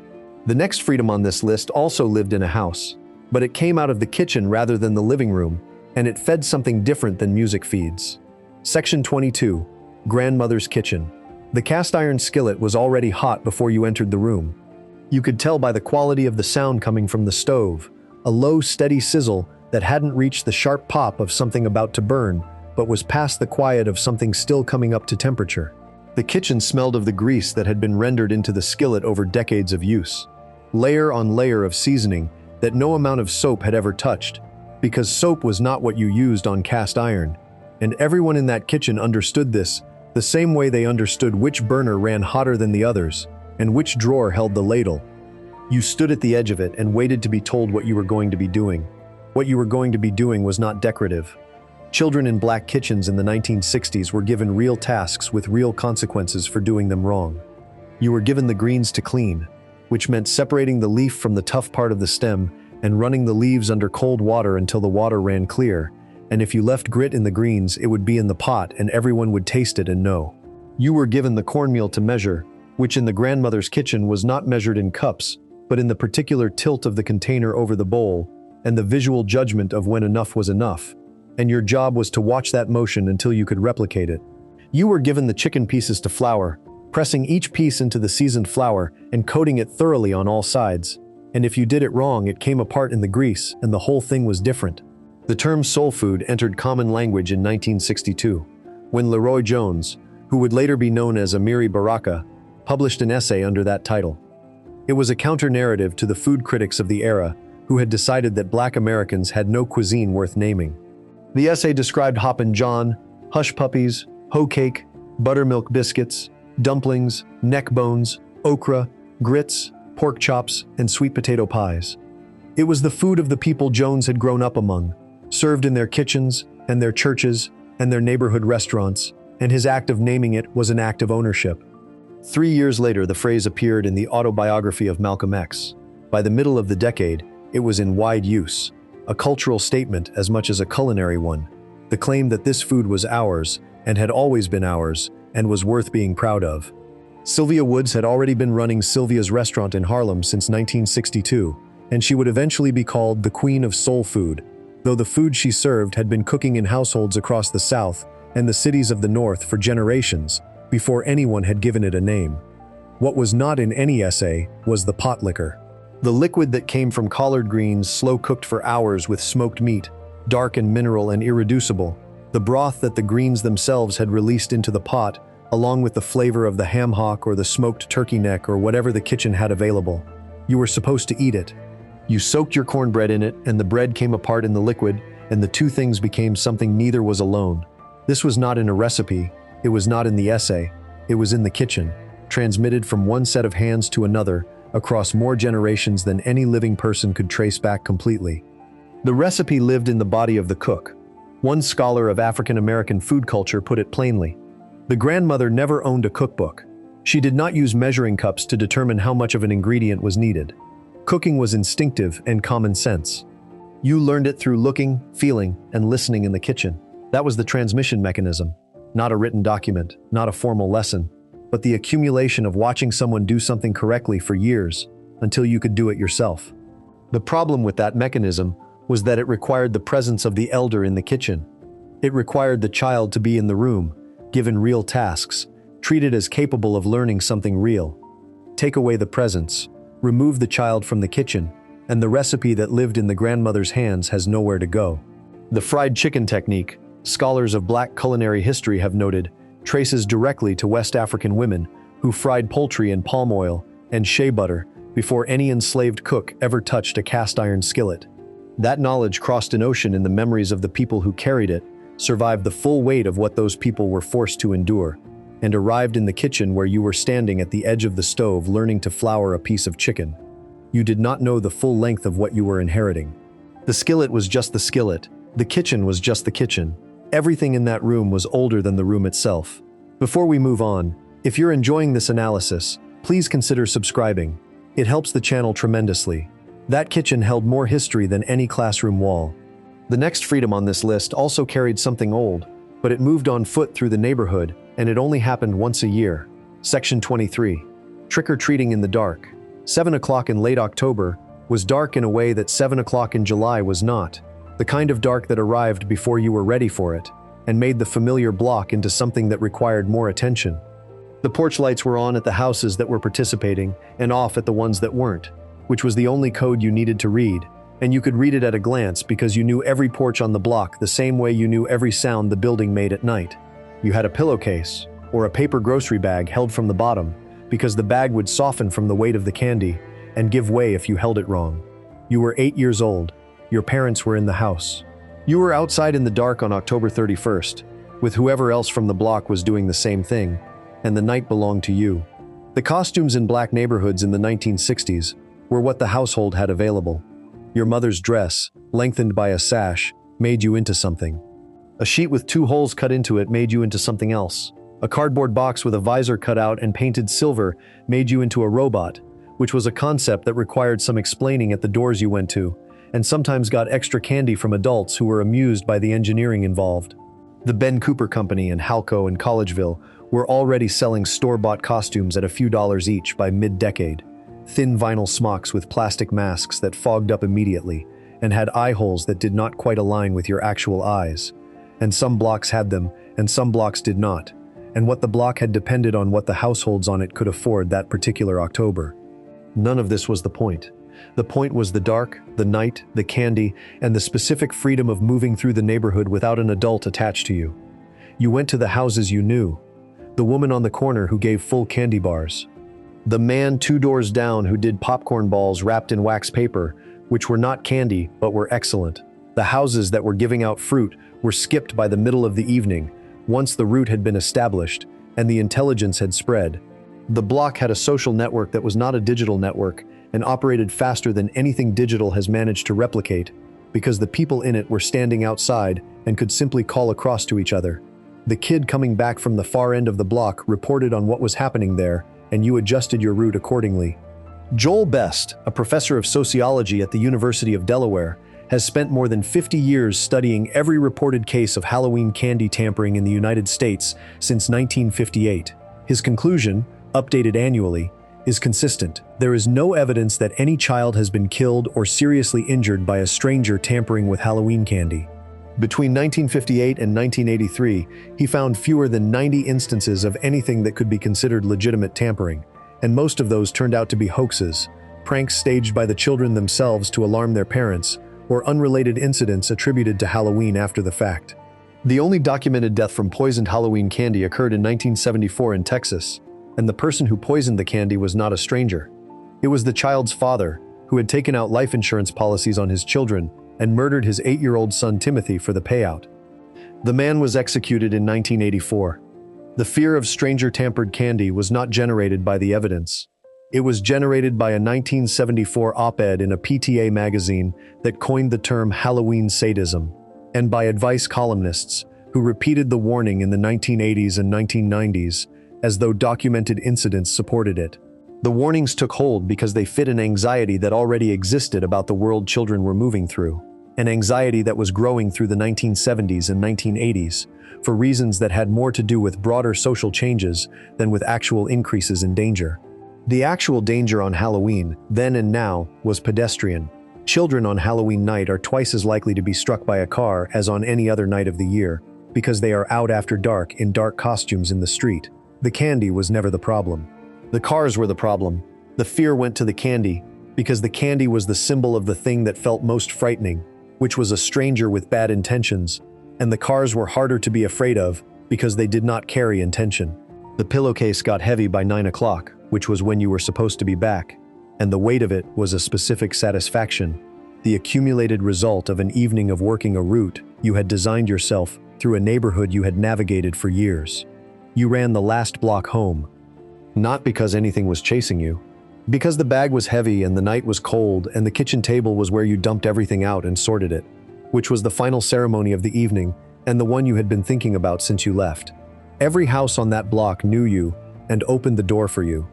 The next freedom on this list also opened a door, but it didn't require a costume, and it only worked if you already knew who you were.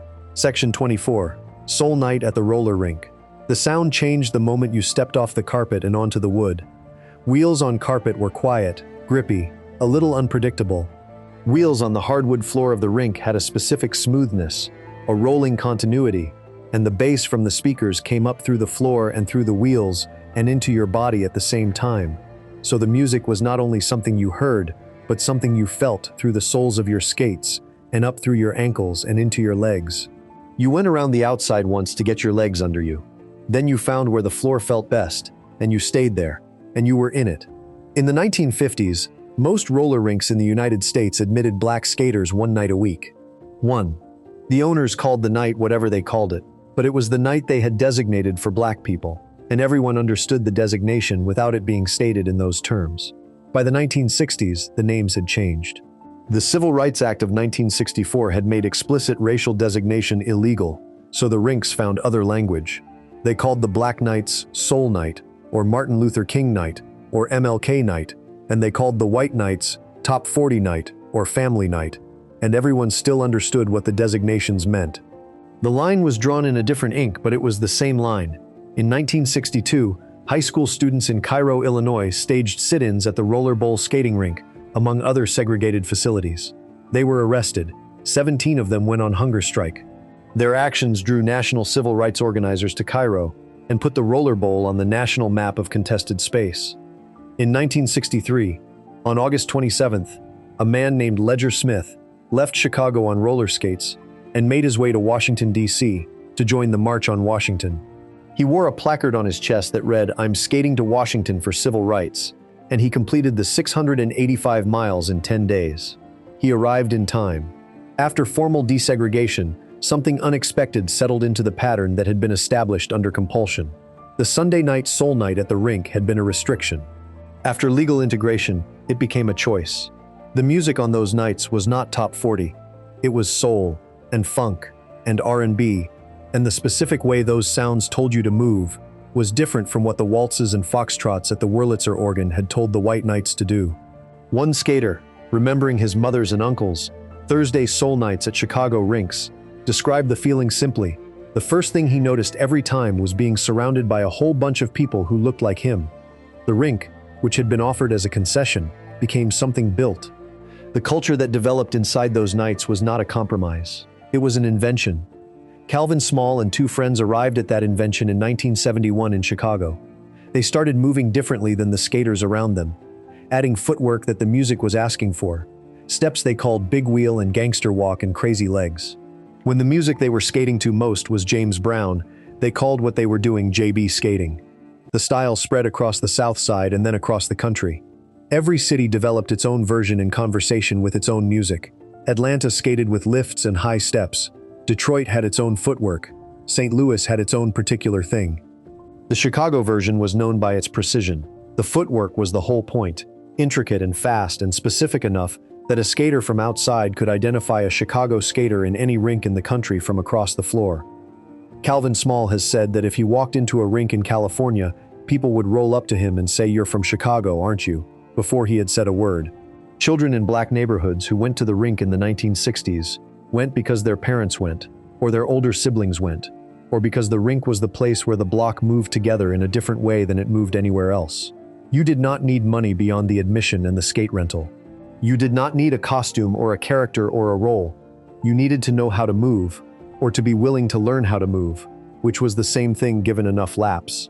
The rink was one of the spaces where the specific instruction available was, be who you are, on wheels, to music that was made for people like you, and see what happens. That was not a small offer. What the skaters in the documentary United Skates said consistently about Soul Night, looking back from decades of distance, was that it was theirs, not the building. The building belonged to whoever owned it and had operated as a site of exclusion. But the night, the music, the way the music told the body to move, and the community that formed around that specific kind of movement, that was built by the people who showed up, and it was theirs, and nobody gave it to them. Before we move on, if you're enjoying this analysis, please consider subscribing. It helps the channel tremendously. You carried every one of these freedoms on your body and in your body without knowing you were carrying them. The last one on this list wasn't a place or an object or an evening. It was the thing underneath all the others, and you had it before you knew it could be taken. Section 25, the empty afternoon. Nobody had planned anything for you. That was the whole of it. No camp, no lesson, no practice, no playdate arranged between calendars, no screen with a cue already loaded and waiting. Your mother had said go outside, or she had said nothing, and you had understood from the quality of the silence that the house was not yours for the next several hours, and the outside was. You went outside. And then there was time, more time than you knew what to do with, and the not knowing what to do with it was the exact condition that made everything else on this list possible. The streetlight curfew required an afternoon that stretched from school's end to dark. The double dutch game needed girls who were outside with nothing else to do. The stickball game needed boys who had assembled in a street that belonged to no organization, no league, no parent coordinator. The hydrant could only run on an August Tuesday that had no other claim on it. The crate scooter got built on a Saturday morning when boredom had accumulated to the point where the materials in the alley started to look like answers. Every single thing on this list lived inside a pocket of time that nobody had filled. Researchers who study the decline of children's free play have documented what they call an internal locus of control, the sense that your own actions can influence what happens to you. They have been tracking this quality in American children since the early 1960s, and the line it draws across 6 decades points in one consistent direction. As unstructured time declined, so did the sense that a child had any meaningful agency over their own life. The two lines move in near-perfect parallel. One researcher who studied this connection over his whole career concluded that the most accurate description of the change was a return to child labor, except that the labor being imposed was the labor adults believed was good for children: lessons, enrichment, structured activity, supervised play. The intention was care. The mechanism was the same as filling a container until no air remains. You did not have this problem. You had boredom, which was different. Boredom was the pressure that built until it became invention, and invention was what the block ran on. The games came from nowhere because there was nowhere for them to come from except the particular combination of materials available, children available, and unaccountable time. The rules were made up because no adult had made them in advance. The outcomes were unscripted because no adult was watching to ensure they went a certain way. You fell and you got up. You lost and you tried again. You ran out of ideas and you sat on the stoop until another idea arrived, which it always did, because when there is nothing else available, the mind eventually produces something. The intact black neighborhood of the 1960s provided something that no amount of programming can replace: a dense, living community that contained you without controlling you. The woman on the porch was not your supervisor. She was a neighbor with authority, derived from presence and relationship, which is a different thing. The corner store owner knew your name not because he had your data, but because you had been coming in since you were old enough to hold a nickel. The block party happened not because someone had applied for a permit, but because somebody dragged the trash cans to the corners, and the street understood what that meant. The barbershop held you for an hour not because it was a program, but because the barber knew your grandfather, and the cut took as long as it took, and you sat in the room and learned things nobody had decided to teach you. All of this required time that was not scheduled. It required the empty afternoon as its operating environment. The freedom to be bored, and to remain bored long enough for something to emerge from it, was the precondition for everything you built, every game you invented, every route you mapped through the neighborhood on a bicycle, with no destination and no return time set. You moved through a world that knew you and had known you before you could articulate what being known felt like, and you moved through it with a freedom that did not announce itself because it was simply the condition of your days. You did not know you were free. That was the precise shape of it. You knew the streetlight curfew, and the rules of the block and the specific authority of specific adults, and the geography of which routes were yours and which were not. Within all of that, you were completely free, and the freedom was invisible to you, the way water is invisible to something that has never been without it. Every item on this list was a thing that lived inside that invisible water. The water was time that belonged to you. The world has been filling it in ever since, one structured hour at a time, until the children now look at an empty afternoon and do not know what it is. If you enjoyed this video, make sure to subscribe. Thanks for watching, and I'll see you in the next one.